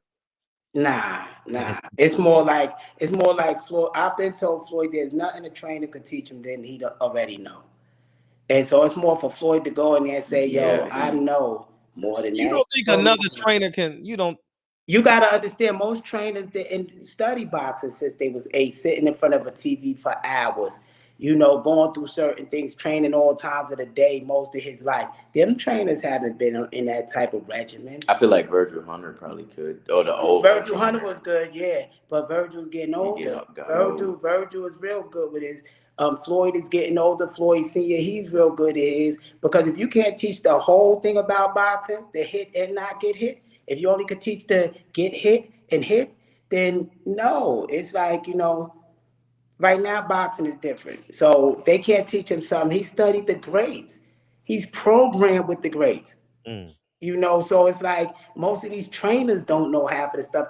Most of these trainers don't know how to fight in both stances, in all style in both stances, and have power in both stances while keeping his balance. So how are they going to train something like that? You in Texas, you should take the short. Go ask Texas coaches. Is Floyd more advanced than any fighter they seen? You could do a survey. No, I'm talking about just go holler at Derek James. You know, maybe what Derek James done for Floyd. I mean, no disrespect to James. I mean, he got two unified champions over there. Yes, he do, and his champion. And this is a whole different era. You talk about older champions. This is old model cars. No disrespect to them, but this is the only way I can explain it. The new kids that's coming after him, they fight in all stances. It's some real life matrix shit going on. The angles they could get. So you talk about flat-footed fighters that's used to the classic form of boxing. You could talk about more advanced, these metaverse kids that's trying to do shit they see in cartoons and stuff, and they switching and getting these incredible angles. So what we comparing it is those are the ones that's going to be chasing him.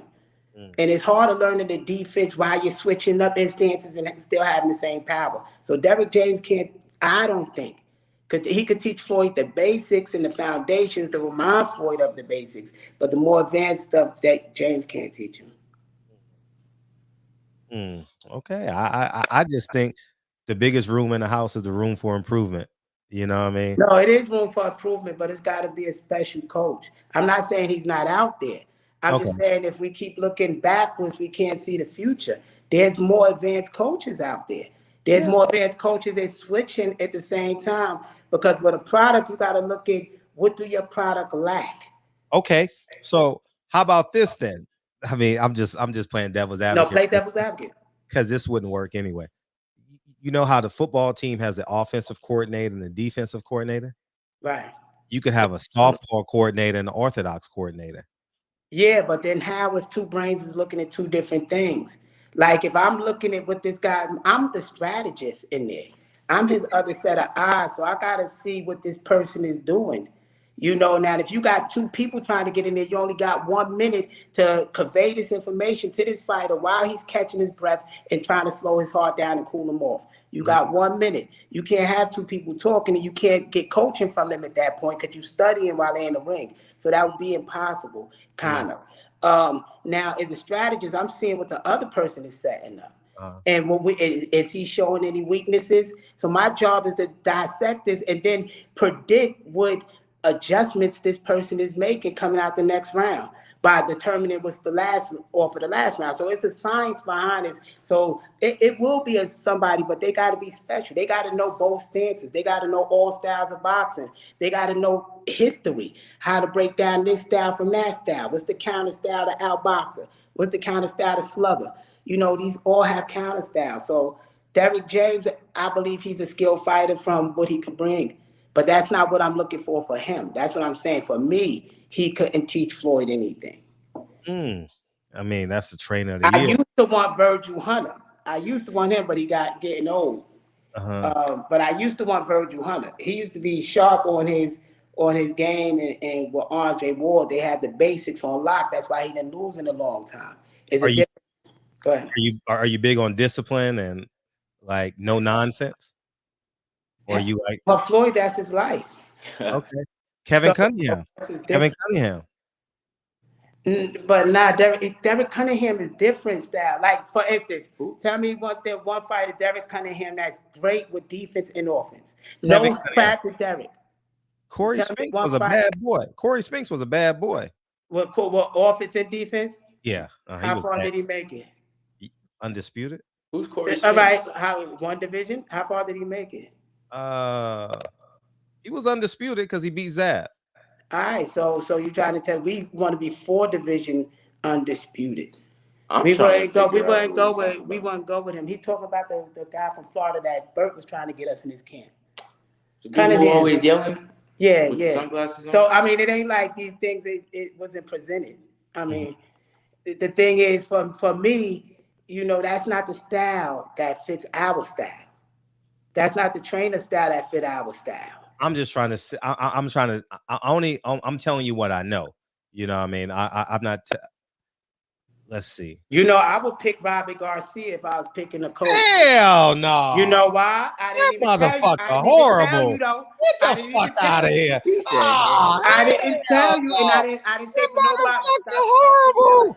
I'm not saying for boxing style. That motherfucker horrible. I'm not saying for boxing style. Yeah, that motherfucker horrible, man. You talk about flat-footed and I'm not talking about boxing style. I'm not talking about boxing style. I'm talking about the business of boxing. We are in San Antonio, Texas. He will bring more fans. Right. That not for boxing style though. Not for boxing style. What? That motherfucker horrible, dog. He is so overrated, dog. Robert Garcia and he still owe me 200 push-ups. He is so overrated, dog. It ain't got nothing to do with the 200 push-ups. He can't even motivate his brother to work out. But you think he would have to motivate us? That's what I'm saying. I'm not picking him for what.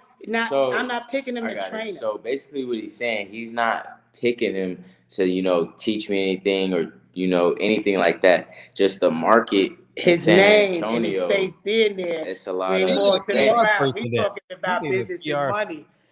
That's what we talking about. But in boxing, man, Robert Garcia, I swear, I'm not lying. He is so overrated, man. I believe he is. You know how I know he's overrated? Every time he fight a black fighter, you know what he say? He ran. You had 6 months to train for the kid. He's saying the right thing, but he's saying it the wrong way. And I think casual fans and some boxing fans, they might not hear this. No, I'm not saying he's not horrible. But what I'm saying is, for a swarmer, which style he trained, come forward flat-footed. For a swarmer, the counter style is outboxer, damn near running. So that's the counter style. So he's saying the right thing, but that's the science of boxing. That's the counter style of Robert Garcia style. He ain't even got a world champion right now. He got 80 fighters and no world champion. What about that dude? I believe a world champion is made by himself. It ain't made by his coach too much. Yeah. Oh, well, I don't know. But I mean, I believe a champion is within. Yeah, man, Robert Garcia. I swear before God, I tell people all the time, he is so overrated, man. Most of these coaches are overrated. That's the funny part. He catch punches. He tell fighters to catch punches with their forehead. Like, come on, man. That's their style. Cool. Listen, no, that's really their style out here. When he throw the jab, you throw the hook. When he throw the jab, you throw the hook to the body. The Mexicans can't reach the hook to the body. God damn, they can't reach it. I don't know, but I like Robert. I ain't starting no beef. No, I'm just telling the truth. Hey, if a Mexican fighter is fighting a black fighter and you think you gonna hit the black guy's body, you crazy. You think you gonna come on. Some of them do. You gotta remember they get to fight a lot of cab drivers. I'm talking about A level versus A level. I ain't talking about Mikey Garcia versus C level black fighter. I'm talking about for all the marbles. So we'll get that first one. A level versus A level. Robert Garcia is trash. He can't even. His brother is the highest paid athlete in his gym, and he can't put a fucking ab line in his stomach. He ain't that was Robert Garcia ain't had an ab. But we tapping out. We tapping out because we can't destroy people money or their market or their brand. Yeah. Karma is something. Yeah, so we can't let people destroy the brand. But to me, I think if in the location we had, he would bring fans to the arena. Oh shoot! I didn't even see him pop up on the screen. Oh, I didn't see him pop up neither. Oh yeah, what's up, Kyle? What's going on, y'all? How y'all doing? Doing good. How you doing? Man, come on. Come on. Nah, we gotta. I believe that if you want to tap into the Mexican fan base, all you gotta do is stay black and win. That's it. They gonna hate you regardless. Them No, motherfuckers- I see. Our fan base is different in San Antonio. We got Mexicans, but they love Floyd. Like Oh, they that's- come yeah, out and they that's say, different. Yeah, they Texas say is to 12 different. o'clock. Texas is different than LA. I would agree. They got Texanos in Texas, right? They got like so it's a little bit different. Like they got the Tex-Mex, you know what I mean? So And everybody eat Tex-Mex in LA. Canelo coaches cost too much right now, so that wouldn't be good for business. Then the other one, he's too old all the way down to Mexico. So the only one you stuck with is a Robert Garcia as a coach that could bring fuck people. Robert Garcia. Not fuck Robert Garcia as a human being, but as a trainer. Like, as a trainer, I didn't bring him I in as a assume trainer. he's cool. Not at all. Yeah, he's just Spanish market. What about Bomac? Bomac, are we talking about coaches that got the Spanish market? That could bring out Spanish He is people. a PR person. San Antonio. Man, they ain't gonna like you anyway, man. My only request: do not come out to that Mexican sombrero. We ain't doing that. I'm cussing y'all. All right, because Fred cuss niggas out that wear them sombreros. I'm just saying. Oh, he wears sombreros. Yeah, I be wearing some. The gym. I be wearing it right in the gym. Okay, that could be okay. That's cool, but I'm saying you gotta get that kufi, man. You gotta get you a nice kufi, man. What is a kufi? Now you can't wear. He can't wear kufi. What's a kufi? Nah, I understand that, brother. I understand it. No, not the Muslim one. I'm talking about like Coming to America, the box drum. Boy, you trying to get our box blown off. We can't play with these people like that. No, like the Nigerians, like how Nigerians wear. Not the Muslim one. I'm talking about like the ones that like Coming to America. You remember how when he got married he had the joint on? You don't remember that? He talking to you. I ain't never watched Coming to America. Oh, come on. Oh, he watches boxing. I'm telling you. Yeah, like I ain't never watched that movie in my life. I always hear about it, Eddie Murphy. Oh, you gotta watch Coming to America. That was my date movie in college. Man, I never saw the ending. Pops, you got he need like 2 hours, man. Coming to America. This boy just program boxing, and then from boxing video games or either giving stuff out at the shelter. That's his life. No matter how much I try to force him, that's just not what he's gonna do. You'll watch. Let's trade 2 hours on the video game for 2 hours of Harlem Nights and Coming to America. I'll watch it. Huh? I'll watch it tomorrow. My man. Yeah, I'll watch it tomorrow, but if it's whack, I'm gonna tell y'all it's whack. It's not whack. It's funny. Hey, it's some of the best. It's some of the best comedic work ever. Like you're over 18, right? Oh yeah, you're 19. Yeah. So it's totally perfect. So I would say this, and this is just my experiences in the sport of boxing, is the Latinos are gonna embrace you anyway because they see you as a threat to their Mexican champion. So they're gonna follow you and support you anyway. I wouldn't even no way chase them motherfuckers. Not motherfuckers as in like they're bad, but I'm just saying like your core fan base is always gonna be the ground zero ones, you know, like the Austin market. I don't know what's next to Austin, but them motherfuckers ain't coming.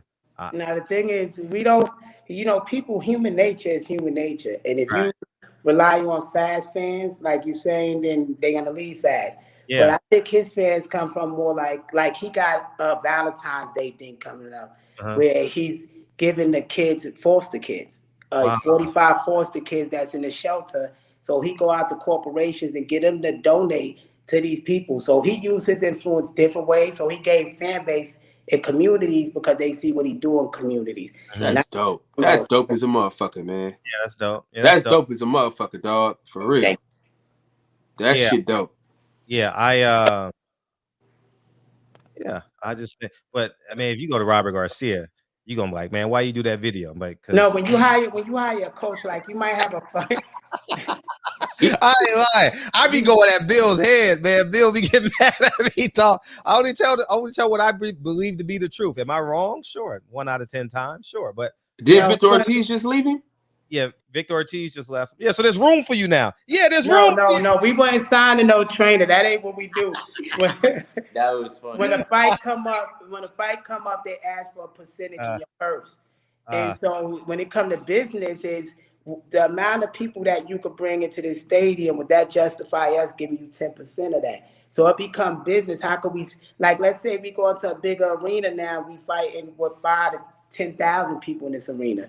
We got to fill that arena up, and as businessmen doing the independent route, you got to find out what's going to bring that there. And that's where that coming. It's only marketed because, like I said, no trainer could teach him more than he know. Not like he can't learn from them, but he knows so much. His IQ is so high. He's like a genius in boxing. Right. Hang out with Jake Paul for a week. Jake Paul's a YouTuber. He's smart though, a smart YouTuber. Hey, listen. He the highest paid guy. I mean, Canelo is all this. He got listen. He got a fan base that don't give a damn who he fight. Damn you know right. what I'm saying? You get on that undercard, it's on. Look at Montana Love. Montana Love got a knockout on his undercard. Multi-million-dollar fights. You know what I mean? So I'm saying, what I'm saying is, you know, just align yourself with a PR person like Fred said. If you get with somebody that got a huge fan base, you ain't gonna need no goddamn Robert Garcia with the Mishi hat on and shit. I'm gonna tell you who not to go to. Do not hire Julie. Do not hire Kelly Swanson. They're terrible. Yeah, I didn't get that. No, you just dropping names. No, I'm just telling you because I only know them. I've been in boxing for a long time. Julie is not great. She's good at fight week. You know, like if you need, hey, you got to be here at 10 o'clock. They make sure you get to your breakfast. They make sure you get to your physicals. Anybody can do that. But what stars has she produced? Jamel Herring. I think she got Jamel Herring, Terrence Crawford, Berto, and Shakur. And that's it. Like you need a PR person that say, why you need a PR person? Because if they get because you want them to go get you interviews, you need here's the biggest misconception in boxing. I don't give a fuck how well you speak, Dad, how well your girl speak, your mom speak. They want to hear from the fighter. The fans want to hear from the fighter. And when you go away, and now there's not a lot of money in boxing per se, so you're only fighting twice a year when you get to that level. Where the hell you at? Who said that? Wait, no. You only fight twice a year if you're not doing it independent. Yeah, if we do it independent, you can fight as much as you want, sure. Right. So when we take that stance, are we talking about sign? Because we're not talking about sign. We talking about independent. Now, if you independent, we got to market the online, and he only grown. He almost at 90,000 fans. No, I see that. I love it. I love it. He's growing. Imagine him a couple of years from now. What are you gonna have? Over 100,000, 1 million independent. Yeah, but they buy in merch. Are they buying? Yes, they buy in merch. And he sold out his NFTs in less than 24 hours. That's what's his collectible cards, and one is on the market right now for $100,000. So it's a different market for them. They don't have the limits that the fighters from the past had, the Earl Spence and those generations. They could throw. He could. Oh, our phone is going low, but I'm gonna. They could fight a YouTuber and make millions in a venue that they rent and get a matchmaker to put everything together. So the money is out there. That the problem is I think a lot of times we got to get out the mind state that we need somebody to help us. We create everything. I'm telling you what I see. Right. You know, people in the chat like, no, man, y'all mother, how come people not used to people just being free? Oh, don't tell them this. Shut up. Motherfuckers in the chat like, don't say this, don't say that. You never heard two men be free and talk? Like, oh man, you can't say that about that white person. Oh, because they gonna, man, fuck them, fuck everything. I only tell them what I know. I've been in this game 11 years, and I have never seen a PR person. I don't care if she's black, white, Asian, whatever I've never, and they're mostly women. Most of the PR people are women. I've never seen a PR person grab a fighter by the hands, figuratively, literally, and elevate him in the sport of boxing. I've never seen it. That's what I don't get. Never because seen boxers, a lot of them end up broke. He's been in 4 commercials already. He got movie roles. That's like got 2 major movies that's coming out. So it's like, what PR person we gonna get? We do the most PR just calling up people saying, yo, we do whatever. Because once you get a PR person, that's $5,000 a month coming out your person. And whoever you hire require exclusivity.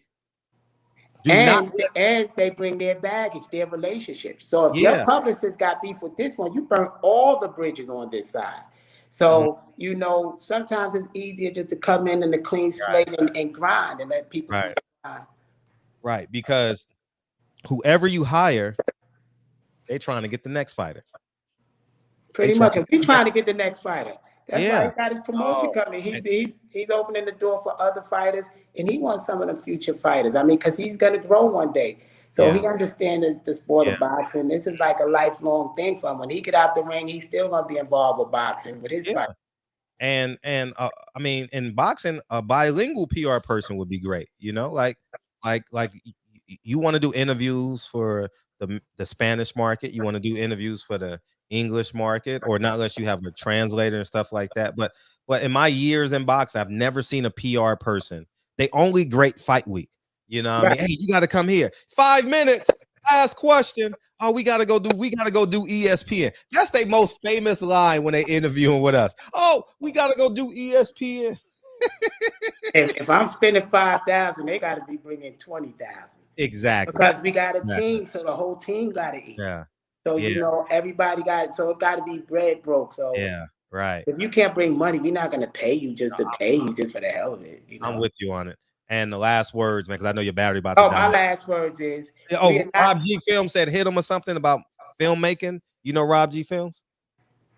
No. He'll DM on Rob G Films. And right. My last thing is the first thing to note that we are not in any business with Glazer. I gotta put that out there. No, I'm putting it out there. I don't hold nothing bad against this man. Just we not signed there, so his beefs is his beefs. We don't have no problems there. And we don't have any problems with anybody. We want to let that be known, like even when they bring up the old Devin stuff, because sometimes consumers could dwell on. They ain't reading into that shit. Devin's a world champion, man. He's trying to get that Cambosis. And we want to fight all the champions that's out right now. While he don't even have his grown man power, we'll give them a head start. We'll let them see that if they can't beat him before he get his grown man power, they won't do nothing with him 5 years from now. And if they want exhibition matches, we giving away $1 million in a 6-round exhibition against any of these champs. And I know I could give Trill, Freeway, somebody to put the money up. I would dig that money up. I'm good at getting sponsorships. And if it's a champion now, we'll fight him. Wow, that's what's up. Well, please come back. Come back. And please stay tuned. His Instagram is Kid Austin. Kid Austin. And they definitely gonna go subscribe. And he has charity things happen. Sometimes y'all can participate. Just DM him if y'all ever see. Yeah. You know who does that too? Devin did something down in Texas too. I think he did something with Black Fight Fan down in Texas. He came down to Texas to do that? Yeah. Well, you going to Vegas I'm now? going to Vegas now. No, y'all should connect. No, that's what I'm saying. And compete. Who gives away the most food? I think he went down there and gave away blankets or something like that. Devin's a good dude. So do Chris Colbert. He do a lot. Yeah. Boxing, all y'all need to do. So we should all collab then. Y'all should collaborate, dog. And do. Okay, here's what we gonna do. This summer. Here's what we gonna, because I know all y'all. We gonna pick a day this summer in July before the kids go back to school. We're gonna do a nationwide community give back on the same day. Let's get some. Y'all do Texas, Devin do Vegas, I do LA. We'll get fighters all over America, and we gonna do it that day. Let's do it. That'd be slick. That'd be slick. And I know we can get some other celebrities. We gonna do it nationwide. And the subscribers, they gonna do it in their own city. And everybody gonna post videos. We gonna tag each other. We gonna have 100 stories that day. Everybody share and do it. I'm with it. We gonna plan this in March, but their phone died. We appreciate them coming in here, man. And we gonna do that. We gonna pick a day, and we gonna do a nationwide community day. Nationwide. Kid Austin fights February 26th. Where's he fighting at? In San Antonio. Yeah, we gonna do that. Man, we supposed to be going to Atlanta in February. Hey, Fred. Yes. I developed a plan. What? What's that? It's a crazy ass plan, but I think I'm gonna do it. I'm gonna try to save $22.50 a month. I mean a week. Uh-huh. That's what I'm trying to do. Okay. Okay. That's the plan. Oh, I'm with it. I'm trying to get this fucking house, man, next year. I'm trying to be in a position. Yeah, I'm with you on it. Everybody deserves a house. Everybody deserves a house. You know what I'm saying? I'm still gonna do my nigga shit. Don't forget. I'm still gonna do my nigga shit this year. That shit's stupid.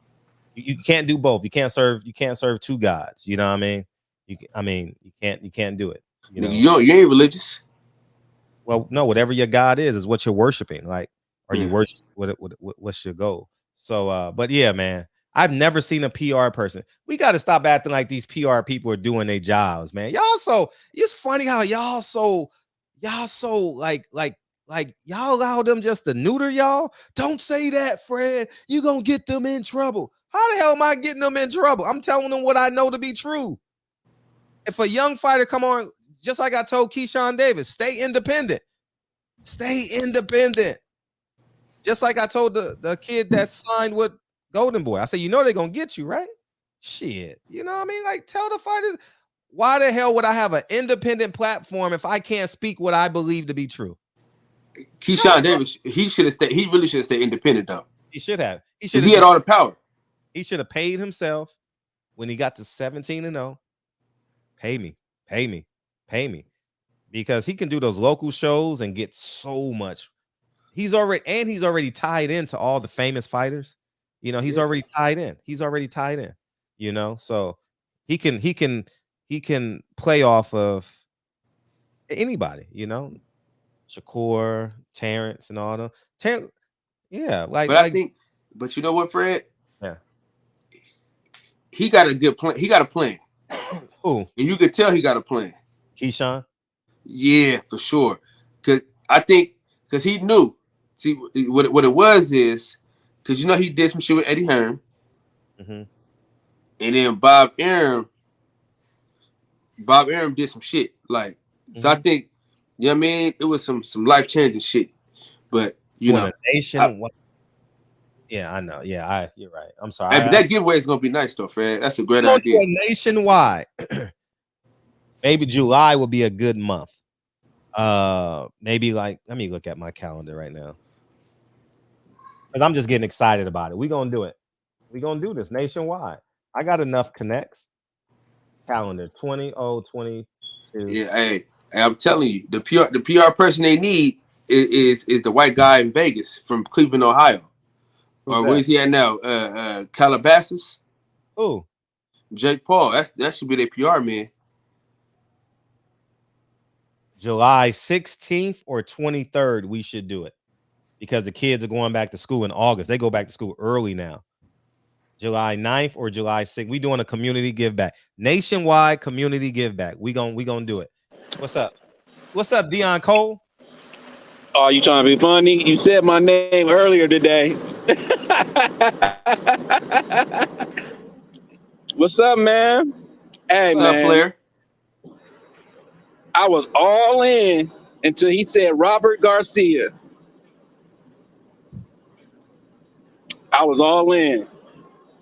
And then all the people that you kept on throwing out there, like, come on, man. Like, you ain't gonna pay homage to these people that got trainer of the year and all this. Come on, man. Like, we all can learn something in this world from somebody. Regardless. He said Robert Garcia, man. I was all into it. And then next thing you know, I got the hitting the line and stuff, throwing stuff on the ground. Like, I know he did not say Robert Garcia.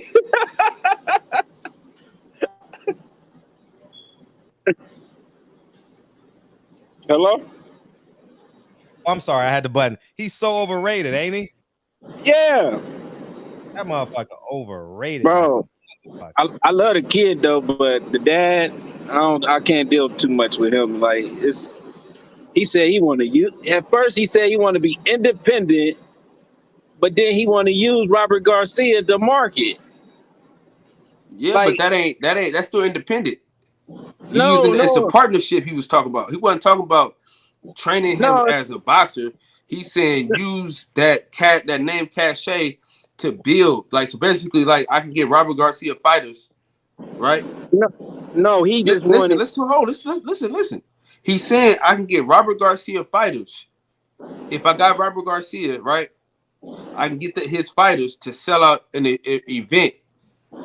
That's what he's saying. He's saying Robert Garcia can help him sell out an event. That's why he would use him. He's not saying Robert Garcia the trainer. That's what he kept trying to tell you. He was saying using him for his name cachet. He's still independent. He's saying he's trying to use him for his name cachet because he's real big in San Antonio. So he's saying like he can help him get fighters for the event. That's what he's saying. He's not saying train my son. He's saying like partnership. But you know what I mean? All right. I feel what you're saying, Kyle, but I'm not feeling it. Because at the end of the day, he said he wants to be independent. He wants to get it himself. You don't need Rob Garcia to get it yourself. And you live in Texas. You can do it yourself. But you gotta feel this though. As much as we think he overrated, he still got a fan base. He still got LA. Yeah. He still got LA. You know what I'm saying? He still got all of Los Angeles. No matter how much we don't like that motherfucker, the Mexican people swear by that nigga. So he's saying there's a fan base for him to grab, bro. He's not saying train my son as a fighter. He's saying let's work together as a unit. You can still be independent, work with a motherfucker. You know what I'm saying? I got my own channel. I'm still working with Fred. I mean, I'm still independent, but I'm working with Fred. You see what I'm saying? So it's not it's you can still work with a motherfucker and still be independent, bro. It's a partnership. Kyle, get where I'm coming from. Out of all the big ups he could have gave out, he gave a big up to Garcia, bro. He didn't big him up for his training style at all. I'm just saying. But he didn't like if he would have said he's a great trainer and I love the way he trains his fighters, I would have been like, oh, nigga, you crazy. He never said that. He was trying to correct Fred. Right? Fred was like, oh hell no. You know, when Fred say hell no, hey, when you say hell no, you so frustrated with what's going on. Like, because when you say hell no, that's like Fred, that's the only time Fred can't hold back. When you hear hell no from Fred, he can't be real back in. Because Fred, oh hell no. wait. He said he wanted him as a trainer. He was saying like not a like he's saying like a as far as like using him as a trainer, but not using him as a trainer. Yeah, but he did say, oh, I can't learn nothing from what's the guy's name? Derek James. You said all the greats, Cunningham. You said all the greats, and he didn't give him nothing, but he picked up Garcia. Yeah, well, he said hold on. Okay. He said Coach Cunningham, the style of training. He didn't say he can't train. He said like the yelling and shit like that. He said it's a style of training that he was talking about. That's what he was talking about with Kevin Cunningham. He said it was a style of training. So it wasn't that he wasn't a great trainer. It was his style of training. But I don't know why he didn't want Derek James. My phone was going in and out. My mom was calling me and shit, so I didn't get to hear that part about Derek James. Didn't get to hear I'm gonna go back and watch it. But Fred layered the shit right. Like you can't learn nothing from all these greats, nothing. And he kept on saying they can't teach him nothing.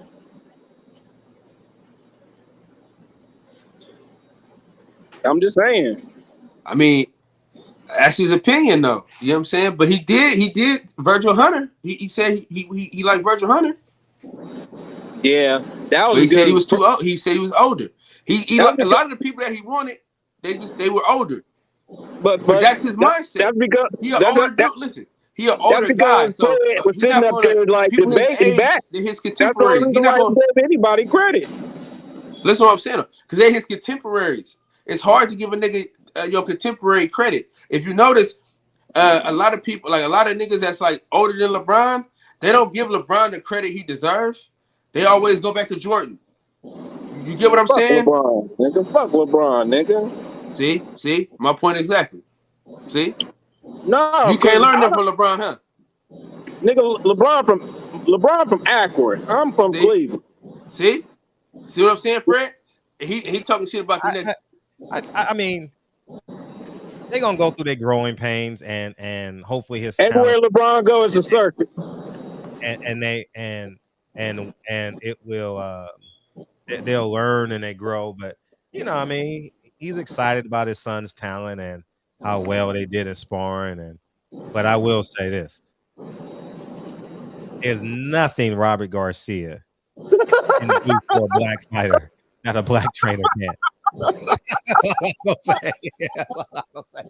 There's nothing, and I like Robert Garcia as a person, but he's outdated. Like Mexican fighters shouldn't be fighting like this, man. They should be fighting off the chin, man. Catch. I gotta go off of that one. Yeah. I gotta go. All right, peace. Like they still fighting like this, and saying their nemesis, their what you call it is they run too much. No, man. Fight off the chin, man. Throw that right hand off the chin. The motherfuckers throwing up. You know what I mean? Like, and it's so easy. It's so easy to beat that style. You know what I mean? That style is like so like 1978. You know, like that's like Ring Kings. Remember, you too young for Ring Kings, but we had this video game in Nintendo called Ring Kings. You know what I mean? Like, man, I think I could train an elite black fighter to beat an elite Mexican fighter if they fight with that style. You know what I mean? Like, I think, you know, Mikey Garcia covering up against Earl for 12 rounds. That style don't work. It don't work. It don't work at that when you got to meet. Even Canelo knows. You know what I mean? Like, even Canelo said, I ain't about to fight like a Mexican. If I want to be the face of boxing, I got to be able to beat the elite fighters. And Floyd, that motherfucker's elite. Okay, Floyd, okay. I know I'm not as physically gifted as him, but above the waist, I'm going to do as well as I can above the waist to mimic the greatest fighter in the world. And that will be Floyd. Okay. And you do the best you can from the waist below. You get on them ladders, you do your resistance training, you do your bands, you do your lateral shuffles, you do all that shit. You do it the best you can, you know, but as close as you are to the equator, that's how much melanin you have, you know. That's why the darkest athletes are the best. Pele, Jordan, you know, the list goes on and on. Floyd, you know, the darker you are, and the more the likelihood that melanin is like a DNA code. Like I'm mad I didn't get to touch on, but I am mad I didn't get to touch on Kevin Cunningham about because Erickson Lubin is a way better defensive fighter now that he got with Kevin Cunningham. When he got knocked out, he wasn't with Kevin Cunningham, right? No. Yeah, he's gotten better. He's definitely got better, and hence why no one will fight him. You know what I mean? Like he's still searching for an opponent, or you know what I mean. But that's the problem with these black fighters, man. It's not the problem with the black fighters. Don't let me omit that. It's their skill set. Like, man, listen. If an elite black fighter is in shape, Floyd shape, Jamel Charlo shape, Earl Spence shape, you know, pre-accident, good luck trying to, or even Adrian Broner when he was with Kevin Cunningham, nigga just didn't throw no damn punches, or Tank Davis when he was with Kevin Cunningham against Jesus Cuellar, you know, or Gary Russell shape, you know, like good luck. You know who I like as a trainer? Impossible. I like Barry Hunter, man. Barry Hunter, he's a good guy. I've never been in his gym, so I can't speak on that. He was the assistant trainer with Kenny Porter, but Kenny Porter does all the talking. Not out of disrespect, I'm just saying how he runs his gym. Yeah. Kenny does all the talking, and and all the dictating. So it's a little bit different. But I've never been in his gym as the lead trainer, so I can't speak. I love his temperament. He has great temperament. Yeah, he does. He has a great tenor about him. He does. He's the funniest shit ever when he snatched off when he not snatched off her wig. That shit was hilarious. Yeah, he was the big uncle there. He was the big uncle that they literally walked right by me. You know, and that was the right thing to do. You know, these two fighters are fighting for millions of dollars on national TV, the biggest pay-per-view of the year. Can y'all fight Sunday night? Can y'all fight Sunday morning? I can get y'all a gym Sunday morning, but we not about to record y'all motherfuckers. You know what I mean? So at the end of the day, I'll say that. But yeah, man, it's and this ain't on no racial shit. This is just what I've seen my whole life since 1984. You can't get inside on that's the problem. No fighter can get inside on an elite black fighter. You can't do it. It is impossible to get inside consistently on a black fighter. Yeah, 30 seconds in a round, he looks up at the clock. Yeah, he might let you in. But them first 2.5 minutes, man, he gonna jab the shit out of you, and you ain't gonna be able to do nothing with him, dog. And this ain't no disrespect. This is just the only Mexican that I've seen for real, that could give an elite black fighter problem is he died in a car accident. What's his name? In 1981, 82. Oh, yeah. You talking about God, had a fro. What's his name, y'all? Sanchez. Salvador Sanchez. That's the only one. That is the only fighter I've seen since 1984. Me going back YouTube videos and shit like that. That's the only one. Hey, I'm be honest with you, man. His daddy black. Yeah, that's the only one. I'm being honest. I think he could have beat some great black fighters. You know, I think Chavez was Don King will probably tell you to this day he was good, but he nurtured him a little bit.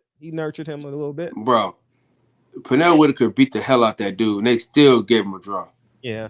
You know, my dad lost. So back in them days, you know, 5,000 was a lot of money back in them days. He bet 5,000 on Pernell Whitaker, right? And you know, my dad used to hoop and shit. He said, man, he went to the court the next day, and the dude just looked at him and just shook his head and started laughing. Because he was like, damn, boy, I almost had to give you that 5,000. And I was saying to myself, I said, Pops, you should have made the nigga give that money anyway, because he knew who really won that goddamn fight. Yeah, Julio Cesar Chavez was very entertaining to watch. As a kid, I enjoyed him. But as I got older and I can look back at boxing, Don King did a great job with him. You know what I mean? He got him to Azteca Arena. What they put 115,000 people in there. He did his job with him, you know? Yeah, Roger Taylor dropped the ball. That was the goal. No, Richard Steele dropped the ball. Richard Steele dropped the ball, man. No way you stopped that fight. I remember the funny thing about that fight, I know exactly where I was, my reaction. I watched it with my mom and my stepfather. I watched it. Yeah. 658 West Florence Avenue. I watched it that night. Yep. Sure did.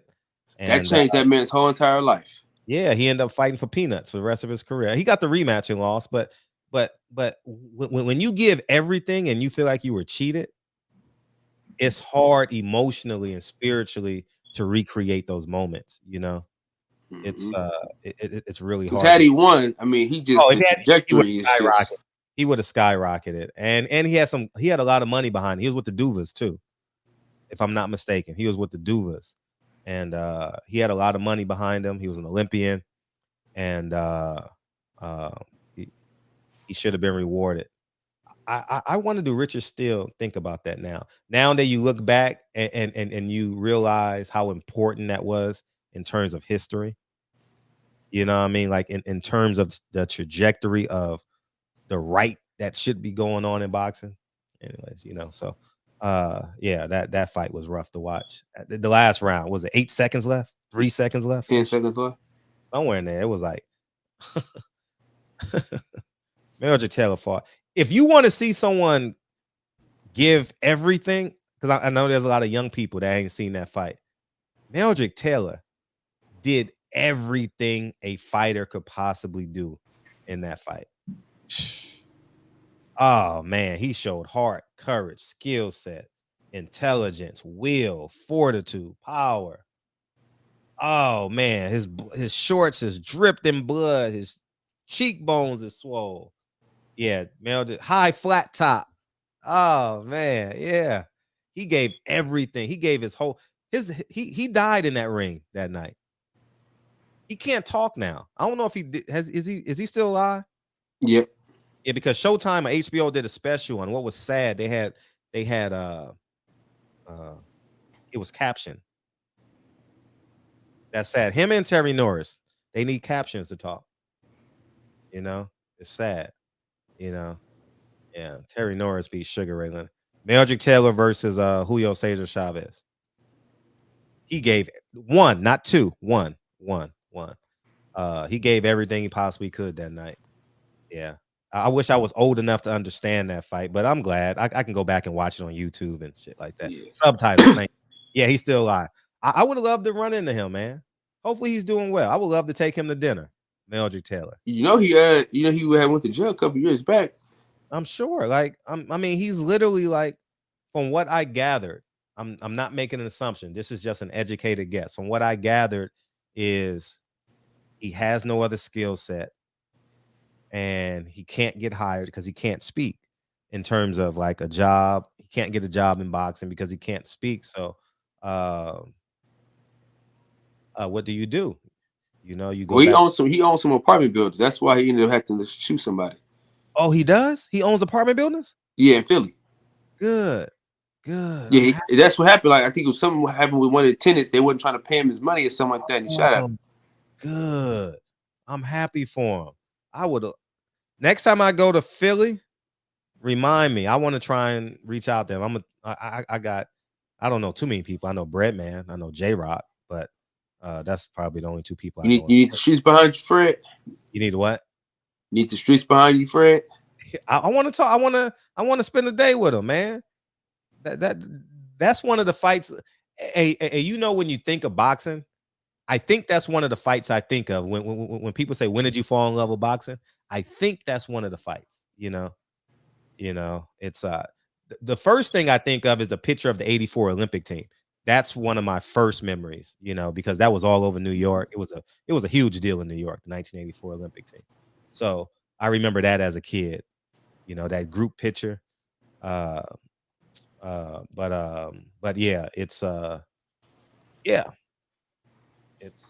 Who was the three fighters that changed your boxing life? Growing up, easy. Yeah, just period. Pernell Whitaker, Mike Tyson, but I don't like Mike Tyson. Like I was a fan of Mike Tyson, but when I got older, I didn't respect him.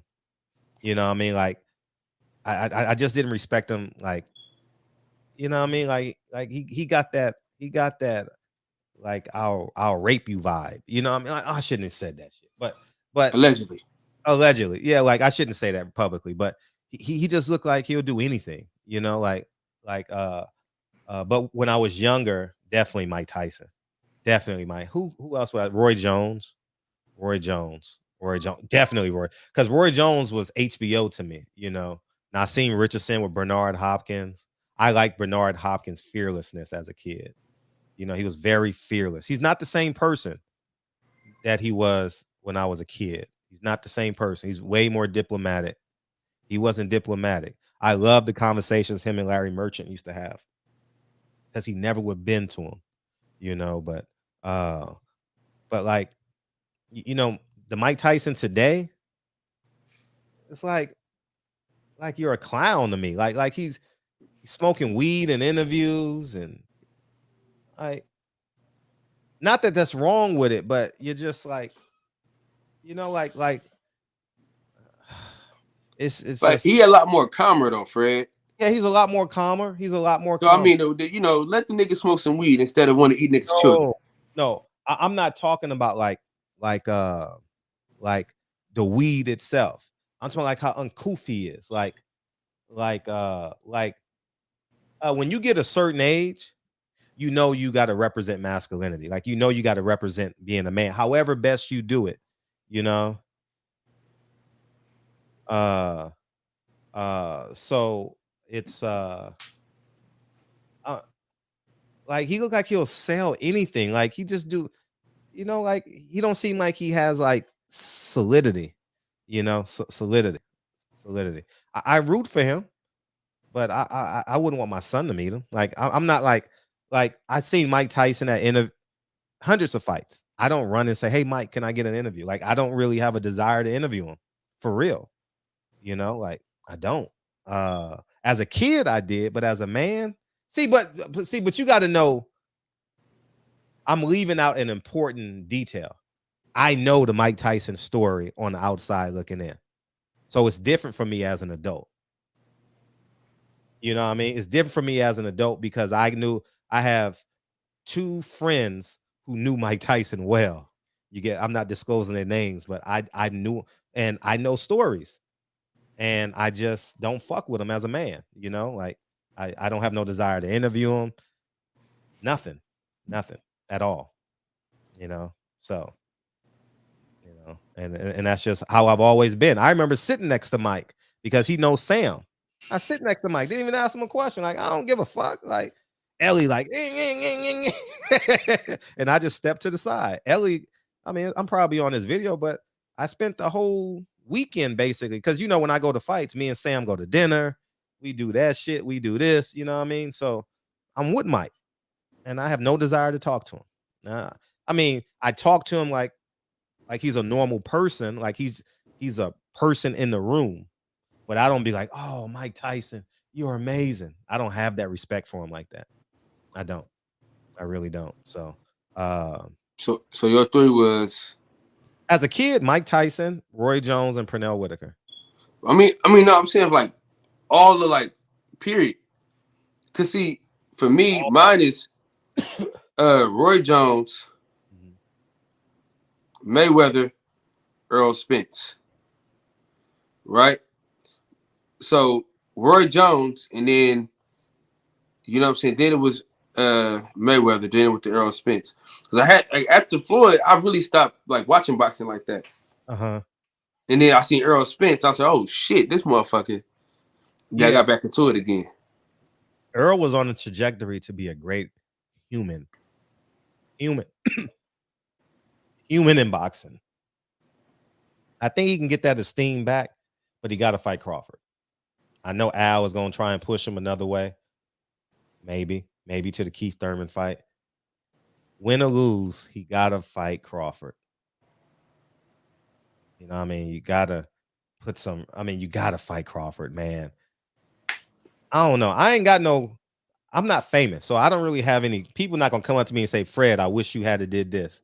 I can't imagine why didn't you fight Crawford for 30, 40 years?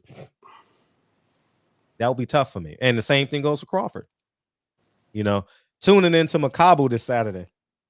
Also, Bruce Carrington is fighting. Oh, and Tiger Johnson. Good. I'm gonna watch. I'm actually gonna buy that Don King pay-per-view. I'm actually gonna buy it. I'm gonna watch it because I ain't nothing else on Saturday, so I'm gonna watch it. Come on, guys, put some. Oh, you talking to Kyle now? Put some respect on Pacquiao top 5. But Pacquiao came in between my adulthood and my childhood. So Pacquiao came around. That motherfucker didn't change my life. Yeah, he came around about like he was late in the game, like 201, 02.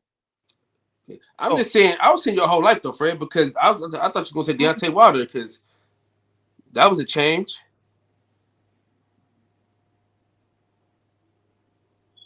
Because I was talking about a kid. I was saying as a kid. Okay, listen, let me tell you. Let me do this. As a kid, as a teen, and as an adult, you're 3. Oh, I don't know if I can answer that, but I'm gonna try. I agree. Boom. What's up, Boom? Welcome back. Welcome home, man. Welcome home, Boom. I agree. 1 autographs I would have gotten was Biggie, Michael Jackson, and Muhammad Ali. Y'all know my Muhammad Ali story, right? I got one of them. I got the Muhammad Ali autograph. Oh no, I got some new people in here, but I went to school with Muhammad Ali's daughter and Rasheed Hazard. Rasheed Hazard is the son of Walt Hazard, who was John Wooden's first recruit to UCLA. He won 4 championships with Lou Alcindor at the time, and they went on and had storied careers. And so me and Rasheed Hazard was on the same basketball team, right? We played varsity together, all that good stuff. And they would always Walt Hazard would come to my games all the time. Me, Layla, and Rasheed would ditch 6th period and go to Taco Bell on Washington. If you know Venice area, we went to Venice High School, so we'd go through the back gate because they couldn't eat meat or something. So they only could eat 7-layer burritos, whatever. So we would go there and get 7-layer burritos. And they would always invite me over for dinner on Friday. They had like, what's the dinner called on Friday for Muslims? I don't know what it's called. But anyways, they would invite me and I never went. I would rather go try and chase pussy at the 3rd Street Promenade or City Walk or some shit like that. So I would say, oh, I'll go next time. Oh, I'll go next time. Because it's like nothing for me. You get what I'm saying? It's like nothing for me to see Layla Ali, Rasheed Hazard, and we're friends. Like we're friends. Like we hang out all day, 6th period, 2nd semester, because basketball season's over. We already got the A in class, so we just bullshitted and ditched and, did our thing. And Rasheed graduated as a senior. I was a junior. Layla ended up going to another school. And but Layla was only there for a semester. She was only there 2nd semester of Rasheed's senior year. And so we hung out. We would go work out in the gym and that. And so you could have met Muhammad Ali. Easy. And you didn't. No. This Fred, you got to be one of the what's wrong with you, man? I'm 16. I don't give a damn how old you are, man. Listen, you don't have the same. Nah. Hell no, man. You don't. Like when you're 16, you think people live forever. You don't think people gonna die. Like now I'm 44. If I got to interview a 77-year-old man, when you want to do it? Right now. When Leon Muhammad called me, when you want to do the interview? Right now. You know what I'm saying? Like you don't have that perspective at 16. You think Muhammad Ali I don't see Muhammad Ali with Parkinson's. I see Muhammad Ali. I only know the rope-a-dope Muhammad Ali. I didn't come to the realization till 1996 when I had graduated. When I'm in college in 1996, I'm like, oh shit, this nigga's shaking. I'm not saying it disrespectfully, but you just got to see it from my mindset. Like, oh shit, this nigga's sick.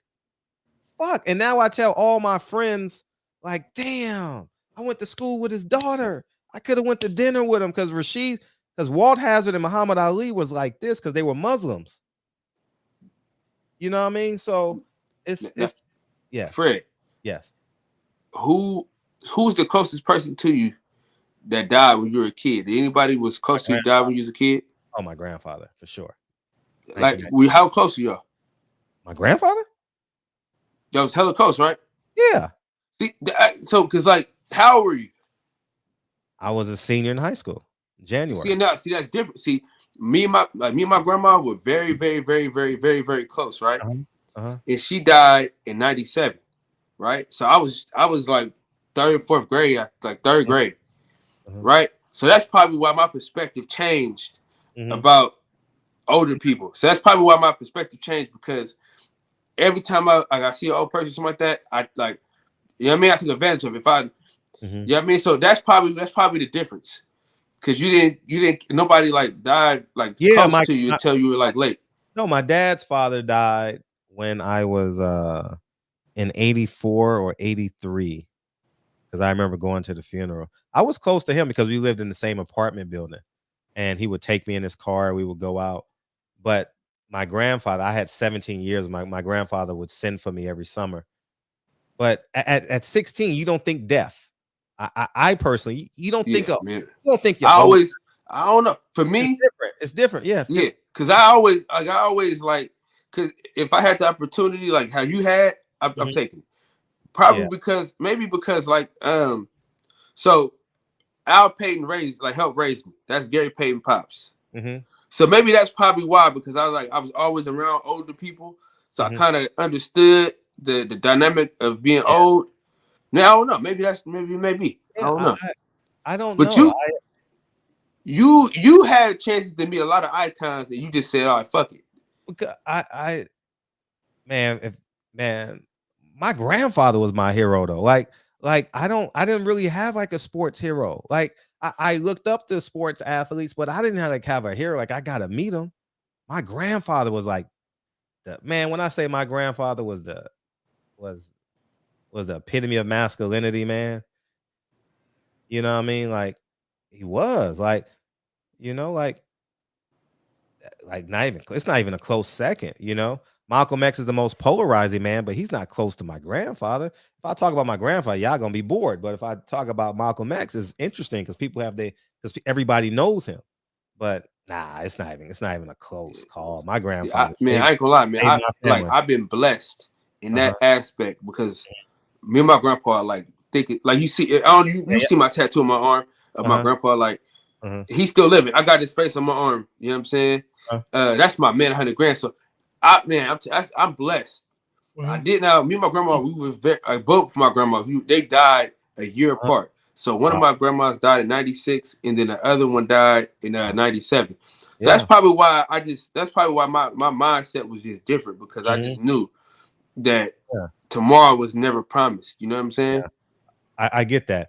And I probably didn't but I didn't understand Muhammad Ali's physical deterioration until the 96 Olympics when he lit the torch. You know, everybody saw that, but I didn't know he was shaking. Like, you know, he's shaking, but it's not front page news. Like, and congratulations on becoming a grandfather. And who?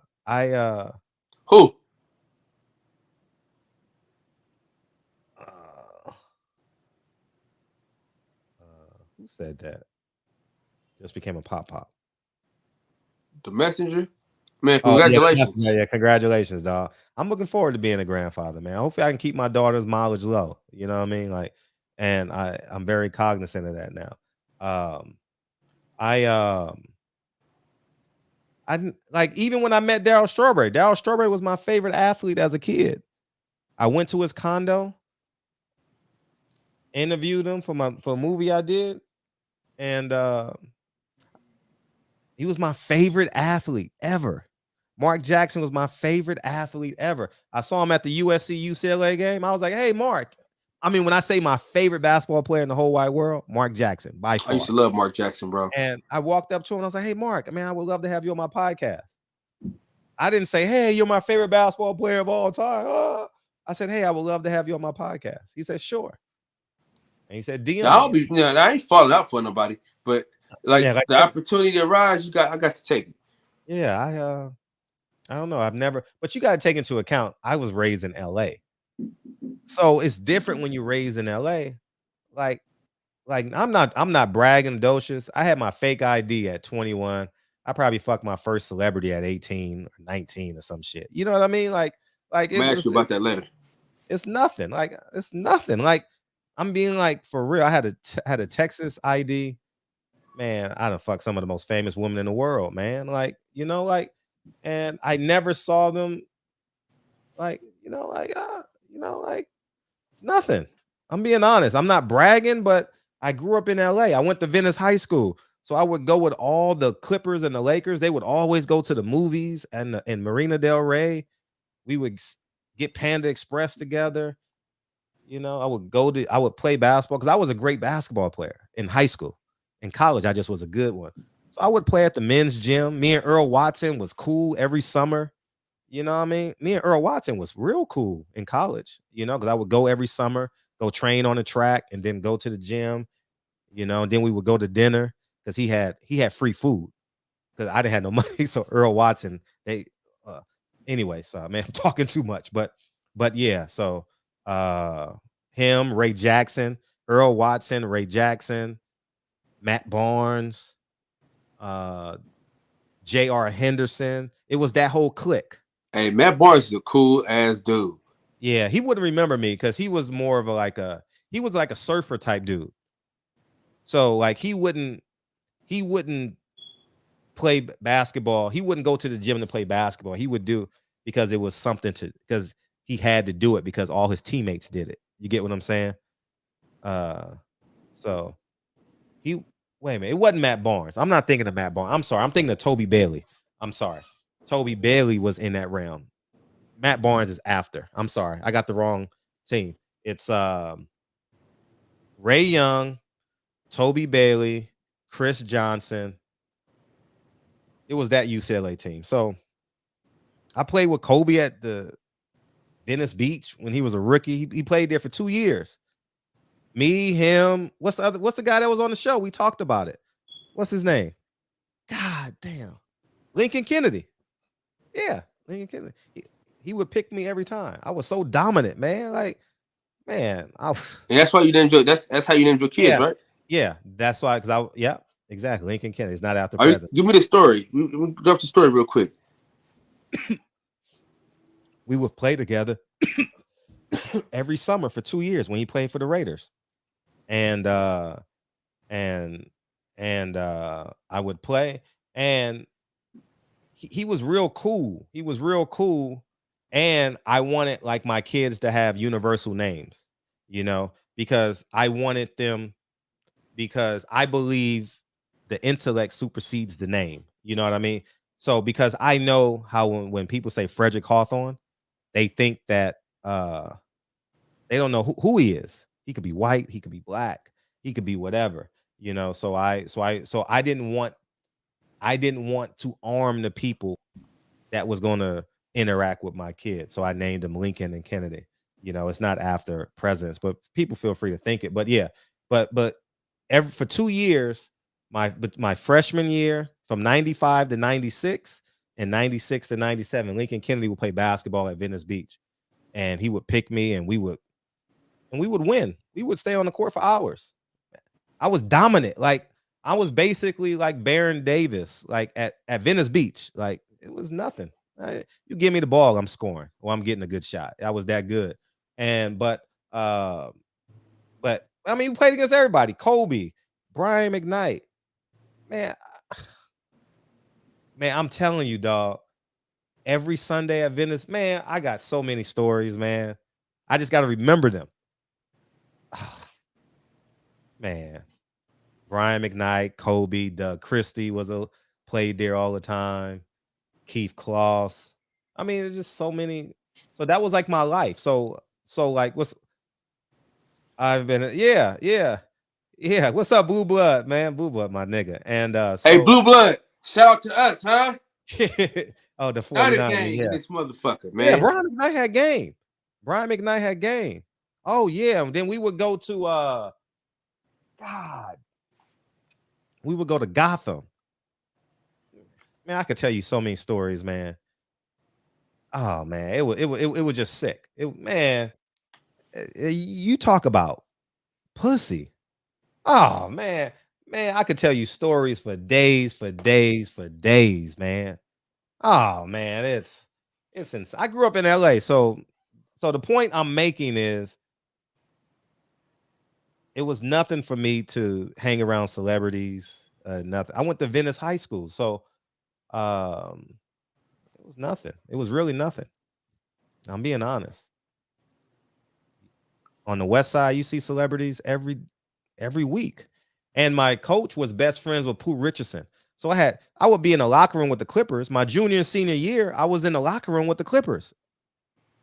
Because he was the point guard for the Clippers. Pooh Richardson told me a story one time. He said he was at UCLA. And he said, Fred, this is how good you got to be as a point guard. Because he was All-American. He was far better than me. He was out of Philadelphia. I ended up training his daughter when I became a trainer, coincidentally. And he told me, this is how good Pooh Richardson is. This is the type of level of skill that these elite fighters have. He said some guy was guarding him. Right? He would guard him full court, and press him. He was having some difficulty. And he said he learned his breathing pattern. He said when he went to breathe in, that's when he elevated on him to get the shot off. I swear to God. Swear before God. And then remember Jonathan, this is how important detail is. Jonathan, remember Jonathan, I used to train him. Remember he came on the show? He played for the Celtics, played for the Dallas Mavericks. The one that you helped get there. Yeah. So anyways, he said when he played against Duke, I went to the game when New Mexico State played Duke, right? Small arena. That shit's so tiny. It's like a high school gym for real. I gotta get out there this year, Yeah, man. it's small. It's just blue. That's all. No, but it's tiny. It's tiny. It's like your high school gym is better. That's your fault. That's your fault. So you crazy, man. Anyways, the point I'm making is that team, that collective is so intelligent. He said he was taking the ball out and they knew his mom's name. Like, that's how important detail is, man. Like, they knew his mom's name was Mary. I said, that's crazy shit. Duke players knew his mom's name was Mary. That's how important details are, man. So it's and then with Jonathan, man, I mean Jonathan introduced me to more NBA players. Like, it was nothing for it. Our whole summers was riddled. And then, but I grew up in the Drew League too, so that's different, right? When you grow up in the Drew League, you got LeBron James, you got all these Kobe, and you hooped in the Drew League a couple times. No, I never played in the Drew League because we had to say no, so it's different. In the say no. Now there's no say no, so now they let college players play in the Drew League. So I was in the say no. My era was the say no, and the Crenshaw League. We play in the Crenshaw League, but in the summertime, you really don't have time to play in that because you're in tournaments all year, And but yeah, I'd rather play at the beach than play at the say no. Fuck that. Play basketball and get pussy, man. If I'm not playing that fucking, I'm not playing at a gym. Hell no, I'm going to Venice Beach. I'm gonna run to Venice Beach. It's like a 3-mile run and play ball all day. And with $5 in my pocket. Yeah. How good was Sidney Dean? How good was who? Sidney Dean. Who's Sidney Dean? White man can't jump, Fred. I didn't know his name. I just know his name. Yeah. It was filmed at Venice Beach. Yeah. And all those guys in the background, that's who I played ball with. All those guys in the background. All those guys I played ball with on the weekends in the summertime. Yeah.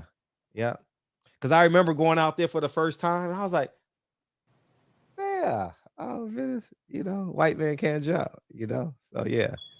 Great film. But I'm glad all them celebrities came out there and played.